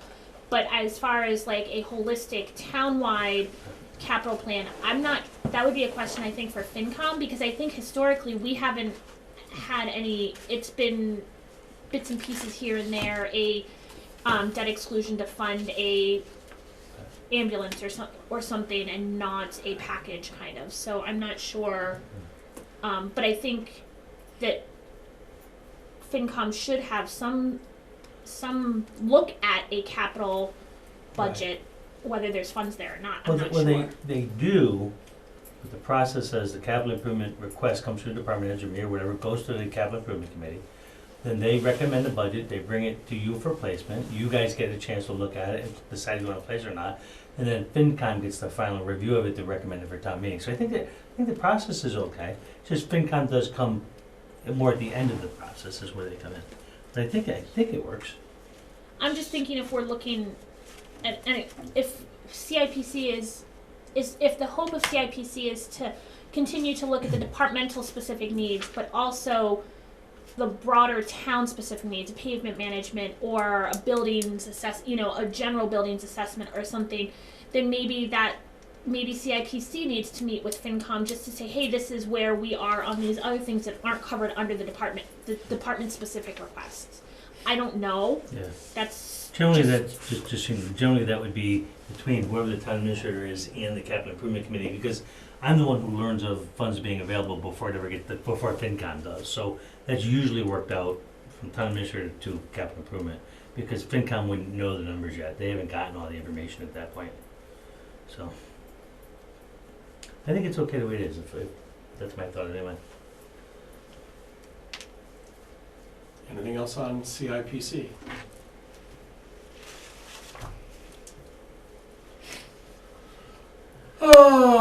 Revolving funds. This is just like the current bylaw, with a couple minor exceptions. Yes? Did you run that all by finance committee? Which one? That bylaw, did they see that? CIPC? No. No, revolving funds. Revolving funds, did you run that by finance committee? Did they This- look at it yet? They have not Oh, seen okay. revolving. I'll No, just no, they, reframe. this is the treasurer collector Yeah. who reviewed this. It's also the town accountant, because it works great. You're right, I got it exactly wrong. This one isn't, the delinquent taxpayers is treasurer collector, this is the town accountant. The town accountant did look at this. Because there's only certain times you can create a revolving fund. Yeah. And I think it has to be created at town meeting, which is. Yes, one it of the does. Which is, in fact, this is very similar to what we have today. Yeah, we added some more nice words, all general laws, bylaws, and regulations, blah, blah, blah, blah. We added the fund termination piece, because we just explicitly say that was one of our questions that we had in the committee, was how do you eliminate a fund? And the answer is town meeting. And we, again, explicitly state at the end of the fiscal year after termination, the funds revert to the general fund. So there are two new funds in this list. One you probably know about, one you probably don't. The one you don't know about is right here at the bottom of this list, right? It's the Earthworks Board. Now that we've started to collect earth removal permits, and we needed a place to put the money to spend in and out of, and we don't have a fund today. And so I'm not willing to say out loud what we did to deal with that. The town accountant said to the fund, it has to be recommended at town meeting before you fund from the staff. That's correct, and there is no fund today. So we are creating a fund for it. So as part of our town meeting and setting the limits for the funds, we need to remember these new. Are you collecting funds. fees already? Yeah. Where's the money going? As I said, I'm not gonna talk about Okay. that here and now. It was a good vacation. Yeah, for $200 so far this year. Yeehaw. Yeah. It's a fine meal. And the other new one is ZBA, which you may have heard of. I know Tamika's talked about it. I don't know that everybody's here has heard about it. They have the exact same problem that Earthworks has. There's no fund to put money in and to dispatch from appropriately. My question for, and this is not bylaw specific, but just for Earthworks and ZBA, because those are the two new ones, that the funds that are being collected are adequate to pay the fees that need to come out, because we were running into that concern that the funds that were being collected were not adequate to pay what they were designated to pay, even just posting fees and Right. and stamps or the legal requirement piece. Right. The Earthworks Board, we're sure it's fine. Okay. And I don't know about the first word, but I do know that was a big consideration of the development of the zoning fees we talked Yep. with you guys. Yep. To do it, particularly you're gonna see probably another request for a transfer from reserve to deal with Cover legal everything issues as it else, yeah. relates to that board, so. Right. So in the past, the finance committee's always reviewed and recommended these accounts. Are they not part of the bylaw? No, they never have been. I don't know why they would be. Why were they in the past, you know, Fleur? What Did they, was it? did they review the amount of funds, the size of the fund, or did they? I thought it was I don't know size. what part they played in the process. I thought it was the size. They Yeah. look at the funds, Right. like, you know, because right now they review recreation, they review safe Right. place, they look and they review it. I don't think they create it, but they do review it, because it's funds of the town, so I think it's legitimate that they review it. Yeah, I would Well, argue that they are, that the fees, that they're legitimate. Yes, they're funds of the town, and also to ensure that the fees that are being collected are adequate to cover the expenses, Right. because we don't want them running a deficit. That's what finance made a big issue about with Right. the zoning board of appeals. Right, and so, And part of this also has to do, I mean, FinCom, the setting, the limit of each fund is set by town meeting warrant article, so we can guarantee they will review it then. Right, but somebody's got to recommend that amount. Yep, certainly. And who does? I have no idea. I think in the past, That like, was the finance committee. Yeah, I think it's finance too. It's fine, or maybe the boards themselves do. I thought it I think was- it's the boards. I thought it They was- look at I would expect the anticipated boards to revenue. recommend. Yeah, it's the boards, not the finance committee. in 'cause they- consultation with finance, I think when they meet with. Well, on the Well- floor, who's going to be making the recommendation for these funds? Well, it's a single, whoever makes the motion for the warrant article. Right. So generally, for instance, the zoning board of appeals is only gonna It's know always what been revenue. finance committee, to my knowledge. It's either FinCom or Select Board. I don't know that any other boards ever. It's a finance Yeah, committee. FinCom It was always designs the when I did it. funds, I think I'm always making a recommendation on all the funds. But the only ones that would know how much revenue is coming into the funds were the departments themselves, who set the fees, know how many applications for permits and stuff are gonna come in. So they're the ones gonna come up with a number.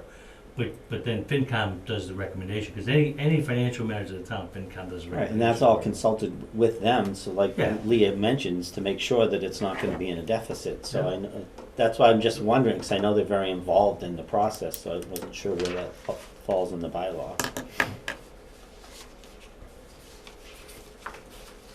Did they review this, so FinCom didn't review this section? All I can tell you is that in terms of zoning board of appeals, Karen specifically was asking a lot of questions about that, so her comments were given to the zoning board of appeals to make sure, both through Tamika and through Rick, to make sure that they did appropriately, and comments from me saying that we were dealing with it. So they got plenty of input from all of us about making sure that occurred. Right, because of what happened, it was overdrawn, and that's why the finance committee is involved in the process to assure that that doesn't happen. Yep, and again, it's gonna, like I say, I'm concerned about it as well, because it's gonna be overdrawn again. It's not overdrawn, but we're gonna have to come back before we pay the bill and ask for a transfer. Right, but I mean, it was current, so it currently is not, we currently don't have it set up yet as a revolving fund, because it didn't go to town meeting, so it was overdrawn Right. in the line item. So I think, but I think to your point, Is revolving funds in general. correct, and in that case, if they realize that, okay, it's October and we've had a whole lot more, and we don't have money in our revolving fund, then what's the process then? I mean, hopefully that doesn't happen, because the whole point of the Well- revolving fund is that you're collecting the fees that you need to pay out, or whatever, but, yeah. So the bad solution is they would have to go to reserve and ask for a transfer. Right. If you go over funding, yeah. Well, and that's why the finance committee has a concern, because the town ends up paying for, these usually are self-funding, and if they're not funding, then they have to come to the town and get the money, and that's gonna cause a problem with the budget. That's when the organization, whatever it be, zoning board of appeals comes back, we're selecting to reduce the fees. And because the board here, this board has to approve the actual fee structure at the end. Since we're talking about revolving funds, I may be recalling this incorrectly, but haven't we had conversations about getting both of those off of revolving funds? Because Yeah, we talked about it. a lot, because they are town employees, yet they're not offsetting their, I don't remember all of the details, but at what point do we, if we don't look at this before this, are we putting it off another year, Yes. at least? If I heard you That's a correctly, huge Carol, I'm not budget sure I issue. heard everything. There were some employees that were being paid from those revolving funds that I wanted to move very badly out of those revolving funds to put it into the regular general fund budget, the operating budget. And there was a lot of kickback to that. One is because we didn't have the money in the operating budget to pay for it, was one of the big kicks. But it's really, in my opinion, bad policy to fund salaries of any employees out of those revolving funds. But it was the habit of the town for a long time to do just that. Yeah, but if you Well, didn't that's have the revolving fund, you wouldn't need the position to pay her, so the money should come out of the revolving account. Yeah, It if shouldn't you- come out of general fund. And no, I Let me disagree finish with that what I'm saying. wholeheartedly.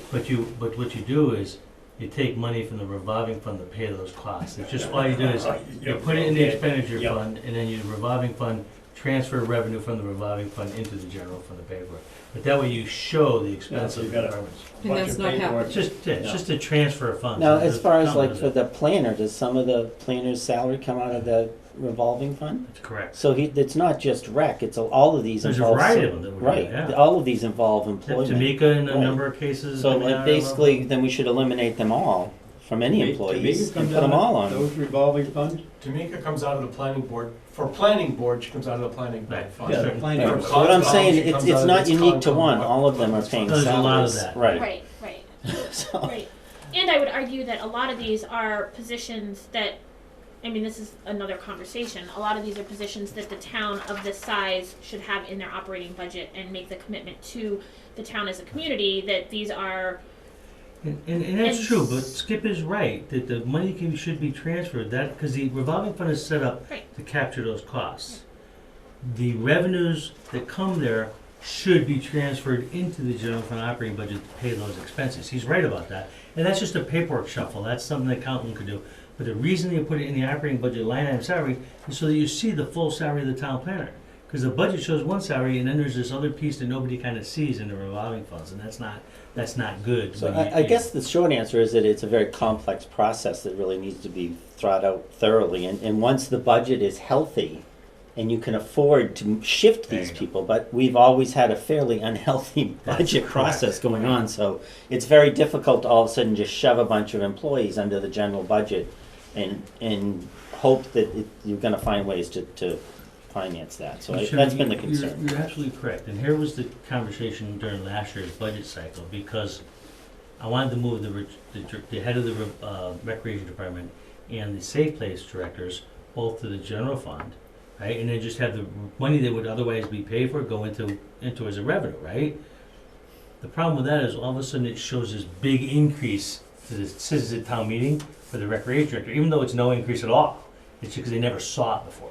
And that's in my opinion, that's a transparency issue. They should see it, but they're not. And isn't there some restrictions on the funding that comes through for Safe Place and how that's processed and where it's, I don't know if you can just take it out of that account and put it in Well, you're putting it for the exact expenditure that should be paid for out of revolving fund. All you're doing is transferring the revenue and it matches that expense. So you're not really doing anything different with the money. It's just how you're showing it on paper, that's all. Anyway, so it is a complex It is a complex issue. transfer. Yeah, a lot of It discussion is. between me and the finance chair So about if I, that discussion. could just, the use of fund is the animal control, there's no administrative services under animal control? That's the way the bylaw is today. So there's no. So I believe the employee- ACO comes out of the She's the fully funded by general the fund. town budget, right? Town budget, okay, and Board of Health and, Board, So she's funded through the town budget, but she's regional? Yeah, but we get revenue from all the towns. We get revenue stream from all the towns. So that pays off that portion of it, right? And this is basically, she collects the user fees for the kennel and then uses that to replace, so it's fees that For she's bringing supplies, yeah. in that, for It's the the- supplies yeah. that she used Yeah. while they were, All the consumables. yeah. And so for the rec coordinator and safe place director, are there no administrative services being taken from those funds? Yes, there are. So then, For safe Then place he and should be- recreation, then So, administrative services the should be. director's salary are Under fully paid uses? for. She's just saying under uses of funds, Under it use should of say funds, I'm administrative. just saying, should administrative services then be underneath? It should be salaries, because they don't have their own admins, but like the Right. rec director Well, salary administrative, comes out. yeah. And the safe place director salary comes out, so they And the- are, And their staff.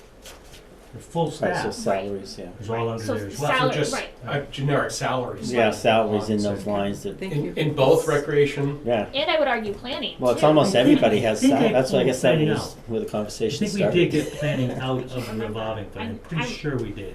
Because I think we put, David's full salary is now in his line item I don't budget. know I'm if pretty No. Marshall's. I'm right, I'm pretty sure we did. You know what we did is what I said, we charged them $4,000 or whatever that amount is from their fund Right. as a reimbursement for that. But it's out, I think I took it out of there. So back to the finance committee's role, because I know they review these funds also. So I don't see in the bylaws there's any kind, in the finance committees mentioned in any way in the bylaws. they haven't been, they have never been mentioned in this bylaw, ever. I'm just wondering if they should look at it and if they should have any kind of a review. I think they should look at I it. can certainly forward it off to them, that's not a Yeah. problem.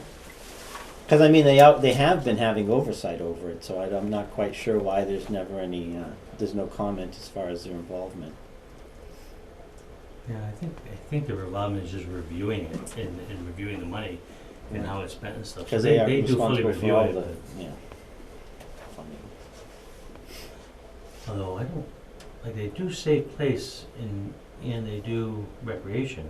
I don't know that they look at the planning fund. They ask The for them, planning they don't board's always get them, revolving but they're account, always though, or- asking for all the revolving. Some of the funds. smaller ones, I'm not sure they look at as much, because I don't remember anything in our budget that has that planning. I piece. don't have a good recollection, but, you know, they set a limit on how much you Yeah. can spend. Those are smaller And I think, dollars. I know that every year, at least certainly in the past, that we had always asked for all of the revolving funds accounts for review. They look at cable, they clearly look at cable, and they look at all the big ones, right? A couple of these little tiny ones, conservation has you have a revolving account. so- No. Like, you have a different account to look at. Yeah, we come out of the Wetlands Protection Wetlands Protection Fund, Fund, but we have a separate fund. If they're not getting a couple of really, really small, but it's possible that they're not getting a couple of them. Like I said, I don't think they get planning. I think that's the only one. Can you go up? I want to see the other ones. Board of Health? I don't know Yeah, that they see that they one get Board either. of Health. Or Animal Control. They're all pretty small. Animal control is on the police department, so they wouldn't go on their own. Yeah, I just don't know that. I don't think those little tiny departments of revolving fund have ever been looked at. So I'll have to Little look at tiny that. fund, the amount of money they spend, Animal You- Control? Well, this, No. just the revolving I'm fund just is talking about the small. revolving fund, that's all, not their budget. Budget's complete review, just whatever money they get in that revolving. Yeah. I bet you it's not more than a couple of $1,000 in the animal control. I mean, wouldn't it be reviewed, because like you say, that's funding salary too, right? So wouldn't it be It's some? not funding an No, no, animal that was control, not- it's not that funding was- salary. ACO's not doing it. Well, no, because it's regional, so we're paying the salary, so. And we're charging them a cost for it as part of our revenue stream. And Right, this is and that's going only- into the revolving fund? No, that does Oh. not go into No. that. Oh, That's okay, a that whole goes in- separate that's general okay. fund. The only thing that goes into that are Is penalties. fees, Fees, okay, all right, So that's why that one is going to be small. right.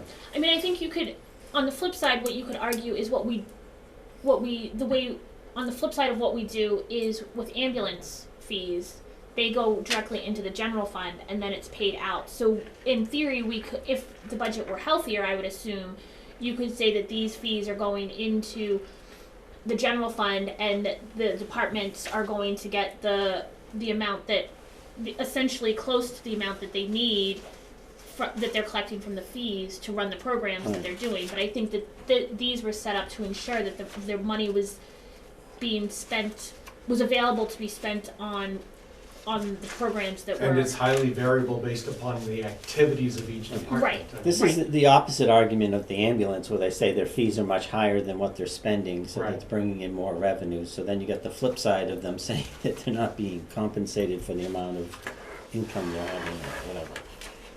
So, I mean, like I said, it's a very complex transition. It is. I still agree with you, Lyndon, that what comes out of the fund has got to be funded by what goes into the fund, by whatever those uses are. Right. I think that only makes sound Right. fiscal policy. All right, anything else in revolving funds? And now we move to legal affairs, chapter 4, excuse me. And it all starts with what is effectively a brand new bylaw. There is currently a legal affairs bylaw, and most of the contents of that bylaw has moved into the select board bylaw, because they were all select board duties. And what the committee here did was to say, what does the office of town council do? Just like, what does the treasurer collector do? What does the accountant do? Now it's, what does the town council do? So, for all practical purposes, this is a brand new bylaw. It's technically an amendment. We're changing virtually every word. So, council shall serve for 1 year from the first day of July until council successor is appointed and enters upon the performance of those duties. It's a 1-year appointment. Doesn't say by the select board. That's actually covered in the select board bylaw, where it says you guys appoint town council. I will also say, committee did not come up with this bylaw all by ourselves. This is mostly from Wellesley, Mass. A lot of it. Not every word, but a lot of it. So this has effectively been vetted once by the AG's office. So we're not really concerned about the duties. The only question is, did we, the committee, get them right? And that's more up to you folks to decide if we got the duties right or not. So I can't imagine why this is first, but it is. Council shall examine or cause to be examined all titles to property in which the town may be interested.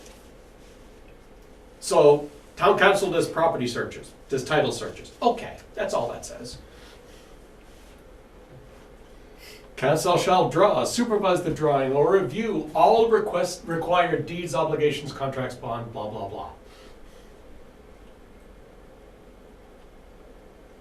Council shall commence and prosecute all legal proceedings by or on behalf of the town, any committee or official. Yes, they are town council. The town official or committee shall provide written direction to council, which is to say, what do they need town council to do? Committee shall not initiate a proceeding absent an affirmative vote. So if planning board needs an action brought, that the entire board has to vote for an action to take place before talking to council. No proceeding shall commence until the select board has approved the proceeding unless the official or committee and council agree to the situation to be of an emergency nature, or the committee or official is vested by statute or bylaw with authority to initiate legal proceedings. treasurer collector.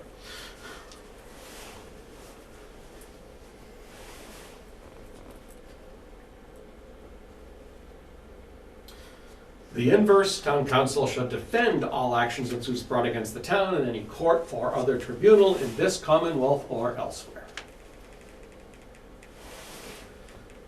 When directed by the select board, council shall appear in any action, suit, or prosecution involving the rights and interests of the town. So, Which is very broad, but it's the way it's written. Yes? council shall appear. Okay. Let's use a case, for instance, right? So, the zoning board of appeals has a case for them, objecting to whatever they did. They request for me to be able to use legal counsel. We've got to defend the case in court. Does that, under this, have to go to the Board of Selectmen? Before we can defend a case brought against the zoning board of appeals? Should actions and suits brought against the town, Yeah, again, based on town where meeting we court tribunal? took this from, yes, select board is always in the process. Wait a minute. No, that's D. not defense, that's D, not council defense. should defend actions and suits brought by the town, so they can defend it. It's only when we create a case Yes, that we have, council has to approve. yes, when the town initiates the proceedings, that's when the select board must approve. There's most of the time we're on defense, like, Right. protecting a board or commission on some action they took. Defending town actions and suits. Okay. And union negotiations, that's just part of any legal proceeding on behalf of the town? Is Yeah. that where that falls? Okay. There's, right, that's B, council shall review contracts, bonds, etc. I'm obviously skipping over many words in B, but that's what that says. Okay, If it's a sure. legal document, town council is involved. Yep, okay. Now, the thing about E, and what makes it so broad, is that the town doesn't need to be directly involved to have an interest. But this gives the select board the ability and the power to say, town council, file an amicus brief on this Commonwealth of Massachusetts versus Town of Berlin, whatever. I'm making it up, obviously. Yeah, that makes sense, though.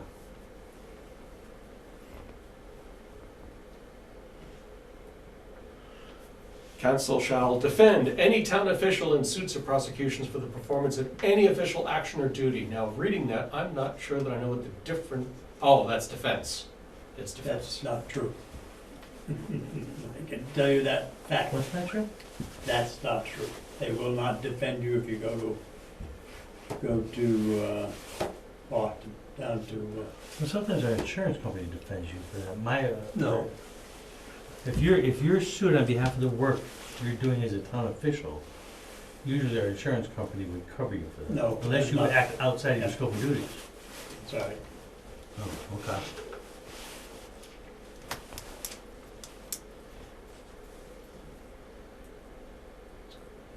Maybe we need the word proper for the proper performance of any official action or duty. No. We have insurance You're all coverage. right the way it is. We have insurance coverage for employees being sued, unless, like you say, they do something that's outside of the scope of their job. where That's- they're not, Yeah. Yeah, if they're being, yeah, okay.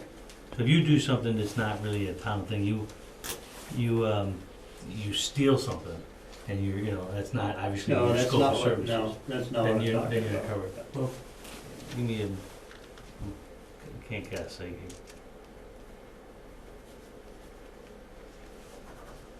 Yeah, I think we would want council to defend anyone that's acting On behalf of the town in and the, acting within their duties. right. That generally would not be a regular our attorney. Usually that's by our insurance company, because you guys are all insured for that kind of thing.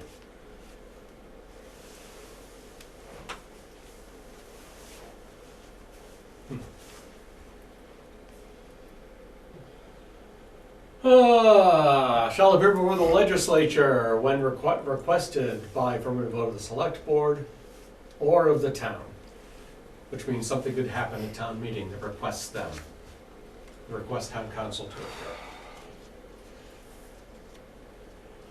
Town council shall review all town meeting articles and motions for form and legal sufficiency.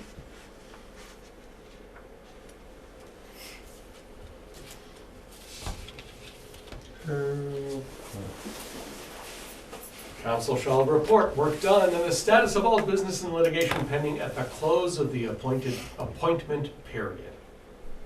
So if we're changing council, they're obligated to have a clean handoff to the town, so the town can hand off to new council.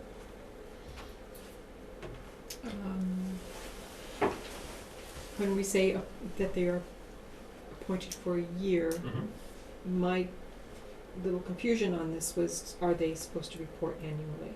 That was just gonna be They my what? question. Should they be reporting annually was my question, because it says at the close of the appointments whether they're brought on again for another appointment or not. I would maintain that's good practice. But since nothing exists like this today, I can understand why no one would ever have asked for it before. I think also, I mean, I can go both ways, because I think if we're reappointing them and there's stuff in in the process, then it could get messy, right? Like, as far as updates, they could just say still in process or pending or whatever. But that was gonna be my question also, is, And as a policy, I would say, you know, if their duties and what we retained them for is budgeted, it would be nice to have some type of report that in looking forward, are we allocating enough legal fee from the budget, and is that being distributed accordingly? You know, is there suddenly a huge uptick in, I don't know, let's say planning expenses versus general or whatever, you know what I mean, and how is that all, I don't know. Bylaw expenses. Right, I mean, I would express this as a concern, right?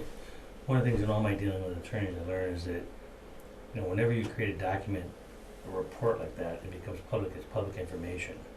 And a lot of times the attorneys don't want certain information to be made public. So this, I think, is more designed for it to transfer, to make sure that the attorney not transfers so much the information to Board of Selectmen, but if the attorney is not reappointed, that information gets transferred to the new law firm. Because any information outside of executive session discussion, if you put it on paper like that, becomes public session. So I'm not sure you would want that physical report to come to you guys, because you would do a lot of information that probably should not be public. That's just my thought, you know. and it might be something that legal whoever it is hesitant to provide. You know, Yeah, I you was can- looking at it more of a macro level as far as, you know, As long as you're willing to pay the attorney, the board can request an attorney to give them an update on legal status of cases in executive session, because general legal stuff are in executive session, they can then come in and talk to you about it. But when you do that physical paper report, I think that's gonna be the problem. If you guys felt at some point in time you wanted to have a review of legal cases and what they were doing, then we would schedule an executive session to have that kind of review. Well, how do we track the billable hours? The How is billable that? hours in my office, you can get those right from, it's actually in your warrant. In the warrant you get, will have all the billable hours for each case. So it's in the warrant documents, but that's all available to you whenever you want. Even those information, they don't like to have public, because it tells the opponent on a particular lawsuit how much time and money they've invested in the case. If they've invested a lot, that means they're gonna fight harder in a case. If there's not a lot of money, gives away legal strategy about how they're presenting a case, so. That's why in Southbridge, a couple of council members had wanted the reports, and they were never allowed to take them out of my office, because those reports being public could actually have impact on a particular case.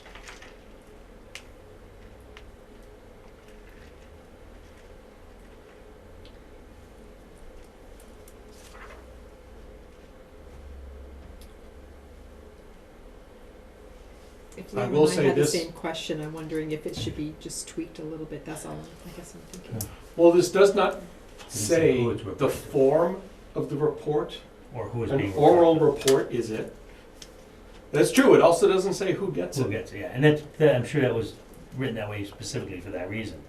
Usually that report would come into the town administrator, and that, even when the town administrator gets it, it's just turned over to, usually the town administrator is not part of it. Usually the new law firm contacts the old law firm and they get all the cases. Right. And it, you know, I would probably know what case we're going on because they just know what cases are It going would on. be, yeah. But the report, the actual dedicated report and the filings and the information about case background, all that stuff would be transferred among the attorneys. I wouldn't even see it. That just says that they have to do it, but frankly, ethically, they have to do it anyway. Well, exactly. They can't not do it. They have to do it. Then I wonder, this doesn't, I think, address mine and Carol's specific question. It does, but not the one that we were hoping for more information. But it's confusing how it says the close of appointment period, because up above, appointment period is the end of the calendar, or the end of the fiscal year. Mhm. And so if we want a status, work done in status, to transfer to a new appointee, then maybe, and not necessarily at the end of every appointment period, which would be a yearly report. I think what Carol and I were hoping for was some sort of, almost like an annual report from legal, but I totally, and that was my question, was, is that a hindrance to ongoing things? Yeah. And even, It's little more than a cost to the town to have council create a section of the annual town report. I mean, But they're not gonna put legal stuff like that in the annual town report. I wouldn't think so. No, they're not going to. but my next question then is, should we adjust close of the appointment period and somehow modify that to mean at the transfer of the appointment? Versus, because if we continue to appoint the same attorney, legal representation year after year, we're not currently, we can have that discussion, seeking a report of the work done, but it's only when or if the appointment changes from one legal counsel firm to another legal counsel firm, that then we would want that. And that would be, yes, it's at the end of an appointment period, but we just said that the but appointment it doesn't, remember, it can happen literally any time, because you have the ability to remove any official, and that includes town council. So if you decide halfway through the year to change, it doesn't say what the end of the appointment period is. It says the appointment period begins July 1, and even that's an all of the things being equal, because if for some reason you need to do a mid-year appointment, you would do a mid-year appointment. But I think it says that that town council is appointed yearly.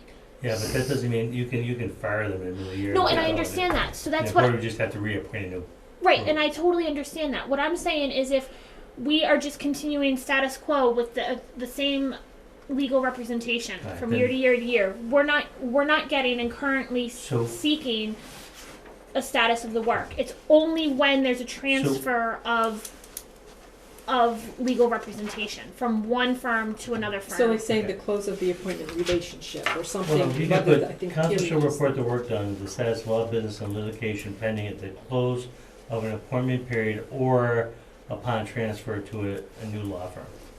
Something Or that's what I'm contract trying to get at, with is like at the end of the appointment period, Yeah.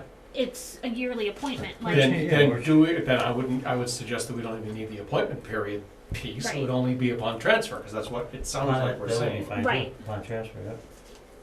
And then I think there's the whole other conversation is to it, and that's probably more for not right now. The amount Agreed. of I think we had the same yeah, appointment period up here doesn't equal what we're asking. Right. That's all. Perfect.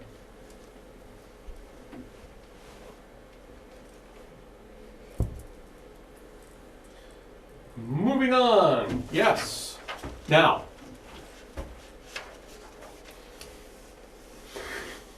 notice that we said the select board or the town administrator may employ special counsel. So when you need specialized knowledge that you can't get from town council, you get special counsel for very specific tasks. Or, you know, and that happens a lot too, is sometimes the attorneys have conflicts. You know, they may be Yeah. representing in another town somebody that's against you, so they can't represent both parties, so they'll come and say, I can't represent the town in this. And then either, I usually what happens, I have to appoint another lawyer just to handle that case, that's Yeah. usually what happens. So we felt that it was best to give that power to the town administrator as well as to the select board. If you disagree, say so now and we'll strip it out. No. But no one else, nobody in town, no official, no committee, no department shall engage any attorney other than town council. Unless it expressly authorized somewhere. No. Here's what, this needs to be changed here, but, Okay? and I'm fine with that, any other attorney, but I don't want boards, commissions, or some employees going directly to the attorney without me approving it in the first place. That'll outrageously run up legal bills, because everybody thinks they can just go to all requested, and we do it now, we have a form, all requests of legal counsel has to go through the town administrator first, not just if you change attorneys. This But that's is just what under, this says. and this is just Yeah, under but- special counsel. Oh, that's under special counsel. Where's that under the regular? It's not process? under there at all. It should be under both, though. It should be under, because this is only talking about special counsel. Right. But there should be something under council that says that all need of legal review, whatever it might be, has to be approved by the town administrator. I didn't see it anywhere, I was waiting for that to come up. I don't, It's not there.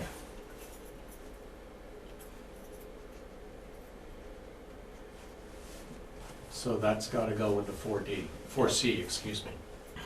Yeah. I mean, we have a specific form for that. Is you can put, all requests of town council, must go through the town administrator on a form designated by the town administrator. It'll probably like be part of two, right? Upon affirmative vote and authorization by Yeah, the town exactly. administrator. Yeah. Yeah, it's gotta be in there, because otherwise, Yes. we'll have no control. God knows what they'll spend on a legal case. We also need to be Adding careful, it's not select just a board committee, because we also need to or cover department town heads and Everybody. everybody else, so that we, Yeah. The only group that can go and talk to council, other than me, is the board of selectmen, and it generally, when it deals with me. But other than that, it's gotta go through me, otherwise it could get very expensive. Or approval of the select board. And there's no, the budget line items are all just legal, is all lumped together, and any of the, because like I'm thinking special cases RDIC Yeah, or, they go through their budgets, yeah. The RDIC, the Planning Commission, Zoning Board of Appeals, when we create the new fund, those fees should be part of the administrative fees and paid directly by So them. they would need to come to Which is this. like, when I review the bill, I pick out But that's what legal counsel, exclusionary. matter of fact, COMCOM's a question right now, they use an attorney for something. yeah, So I'm referring it to COMCOM, that'll be paid out of their fund. Mm-hmm. RDIC has money to be paid out of their fund. And then some, like right now, Zoning Board of Appeals doesn't have a fund, so I have to pay for it out of my funds, which is not good, because I don't have much. Right. But you're right, the funds are paid for, if they're paid by other departments like planning, they effectively, I see them, but they pay them. right, so I guess that's just if the boards, commissions, departments, whatever, have their own legal, do they still need to? No, the legal still comes from me. Okay, It's our legal, for they don't get to go pick out their own attorney. No, I They meant, get the- they would have to go through town council, but they still need to make that connection through you and Yeah, alert you yeah. to the fact, okay, that was Then when the just, bills come in, I need to know where the hell they came from. Right. Why do I have a bill? Which is one of the things, actually, it was a COMCOM question, I don't know where that COMCOM expense was. It's only a couple $100, but I needed to know what it was. And it's $40. Yeah, it was like, I didn't know what it was, so. It was minor dollars. It was reading an email they never responded to, that's what it was. Okay. Oh, that's the one that, I knew about that though. Yeah, I know. Okay. So, yeah, I get all the legal bills, because they bill them all directly to me. And then me and Beth go through, and Beth brings a report for all the different things under the cases. And then I look at them and make sure, and I tell Beth, this one's ours, this one's gotta go to planning, or, zoning, I direct where, Yep. or if it goes to RDAC or whatever. that's fine, and that's a process thing, I just was curious to make sure that by adding in that it needs to be through the town administrator's office, that then it wasn't providing a hindrance to the way things have currently worked, just because they've already had their own. Nah, they've all been, they all Accounts. know the Okay. process, they're fine with That's it, fine. nobody's ever argued about the process. That's fine. And usually they come to me anyway, because they wanna know which attorney it should be assigned to. Because there's specialized, there's land use attorney, Yeah. different people, so I'm the one who orchestrates with KP what attorney it should go to. Yep. Excuse me, Ron, have you ever heard back on who's doing the bylaw review? Yeah, I think it's gonna be Lauren, she's always done them in the past, I don't know if she responded, but that's who I haven't seen a I response. saw the That's why. emails over, I'll take a Lauren, But Lauren's been slow, well, she came back a couple of things quick lately, but she's been off and on. So Okay. I'll check with her tomorrow if I remember, and if not, shoot me an email, I'll find out, but it probably is Lauren. All right, thanks. So that's the Office of Town Council. I'm sorry. Yes. Just on the B of the special counsel. Talking about hindering things. In B, so A has the select board or town administrator. By not including or the select board or town administrator in B, is that? It actually makes sense to add select board and town administrator to every one of the approvals. Okay. Because. So there- are you thinking about adding that? Yeah, I'll add that here. Okay, thank We'll you. add it up. And in the approval section we just spoke about up above, we'll add Okay. select board or town administrator there as well.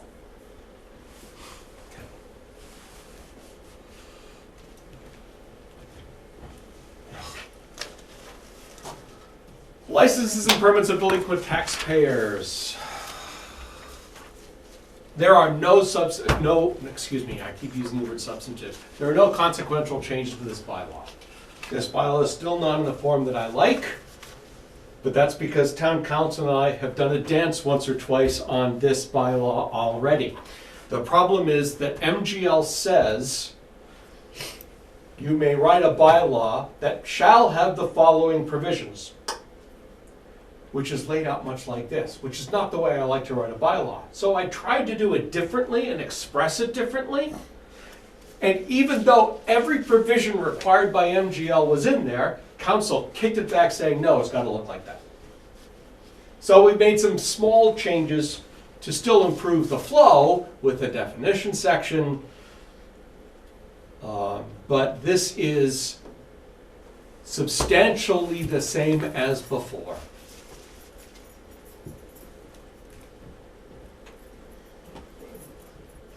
Ron's reading it closely, so I'll wait. That's okay, I just wanted to make sure that revocation took care of all permits and stuff, it looks pretty good. Yeah, this It's is, actually standard language, but. it is language straight out of MGL. And Means if somebody's not paying We- their we taxes, ju- they don't get permits for whatever they wanna do. Exactly, that's all this says. That's And what's really furthermore, as important. soon as they stop paying their taxes, they can all get revoked. The building, every permit, Some towns don't have that, which is amazing, and it's really bad because these people, these lot developers, they play cash flow, and they hold on Right. to money, they don't pay their taxes, and then they wanna get building permits. And they never, and it takes forever for the town to get their money from them, so this is really good. and the 14 days is 14 days and not 14 work days. yes. Okay. It's 2 weeks, not 3.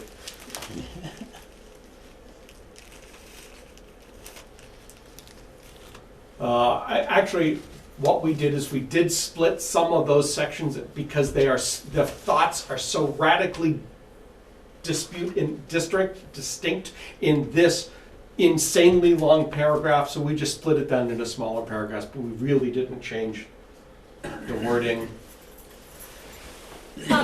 There's, and I didn't review this one as closely as some of the others. There's nothing about enforcement though, correct? If they're, I mean, yes, it gets, their permits or whatever may be revoked, but as far as if they still want to open, even though they don't have their permits, that's, They can try.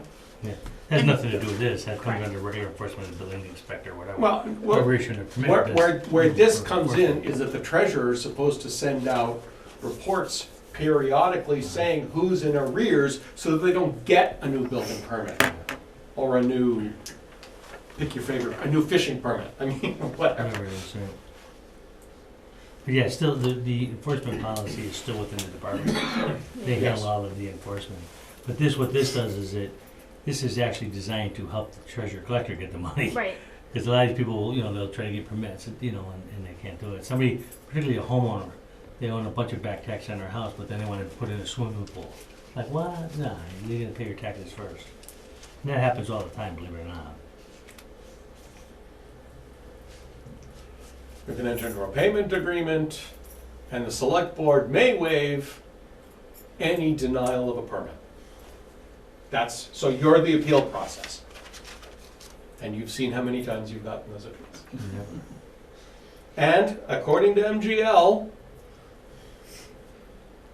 the list, I think that's the list of permits, or shall not apply. So these are the permits that this bylaw does not apply to. So you can't stop getting an open burning permit, for example, because they're delinquent. Can't stop dog licenses. Can't stop theatrical events. I see it's fair space. And one of the reasons that I admit it, I'm a nerd. So I'm the only person in this room who knows that 2 is entirely invalid. I was wondering what bicycle permits were. There used to be a section where you were able to register your bicycle just like you could register a car, and you could get a little tiny license plate. Yeah. Only that was repealed at least 2 decades ago, and yet it lives on. I don't understand why these things are exempt. Why are all these things exempt though? I don't understand why they would be exempt.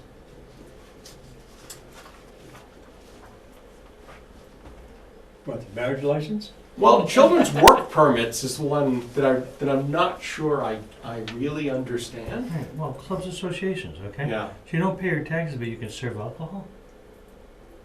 I mean, why? No, I think that's, That's, I think, if you wanted to be a member of. Well, if it's an- So, a well, nonprofit, it's is that hold what it on. It's not.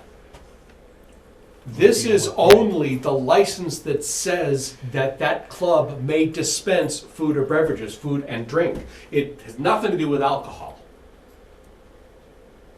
because that's a separate license. There must be a reason anyway, I just don't know. I'm sure. Again, MGL says that these are all the exemptions. They're all the exemptions.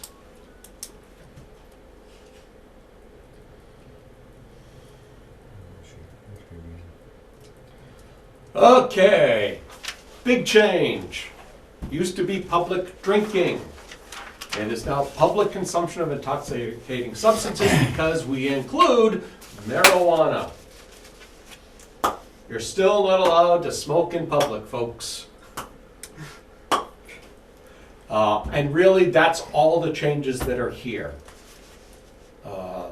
So the enabling statute of 27259 is public drinking, and Article 89 is what gives us the authority to regulate public consumption of marijuana.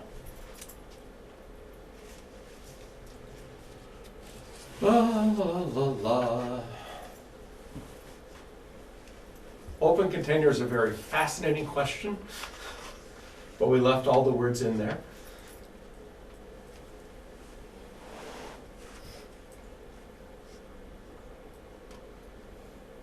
So a fine and/or arrest when it's done within a public way, private way open to the all of those. That's P, schedule of fines, is that a state schedule of fines? no, it's our schedule of fines. So it's in here somewhere? Yes, Okay.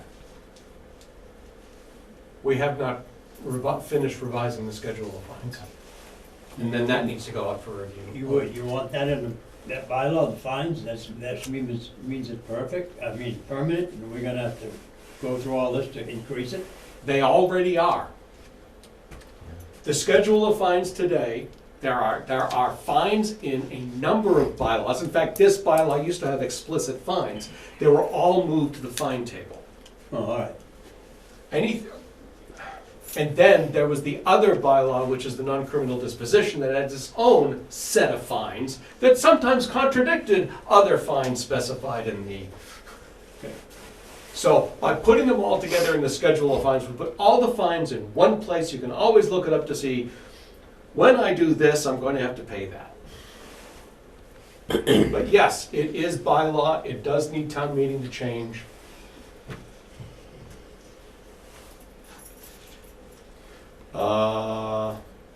And all of these are subject to fine and/or arrest when done. All of those were already here in the bylaw. So the exceptions are when we have the beer tents.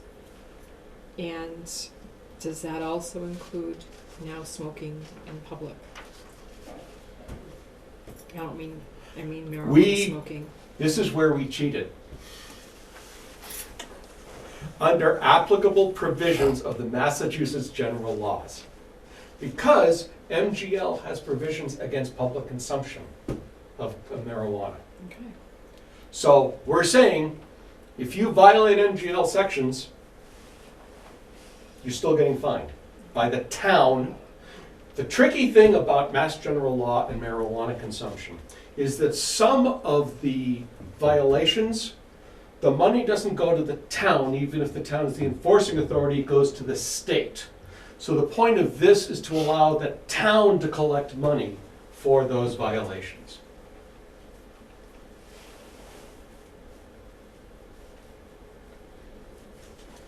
So, yes, there are a lot of consequential changes to this because we expanded the scope to include marijuana. And similar, if MGL were to change marijuana at all, then the town would still be then matching that it's a special provision exception that has to come before the board Yes, to allow that anyway. So it still would grant the, that's right, because I don't want to say in this bylaw, the select board is not allowed to permit a public function on public land where marijuana is spoken.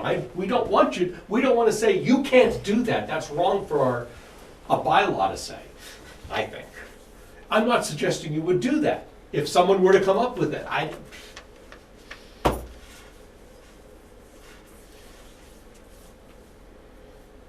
all right? Moving on, unregistered motor vehicles. I believe we will find that this is virtually identical in content. Well, let me just look at my note. Nope. Nothing interesting happening here. You know, a lot of towns only have one under three, only have one unregistered vehicle. Yep, Yeah, again, two. current bylaws too. If we want to change that, say so now. Not that we're No. great gangbusters at enforcing this in any event, but Yeah.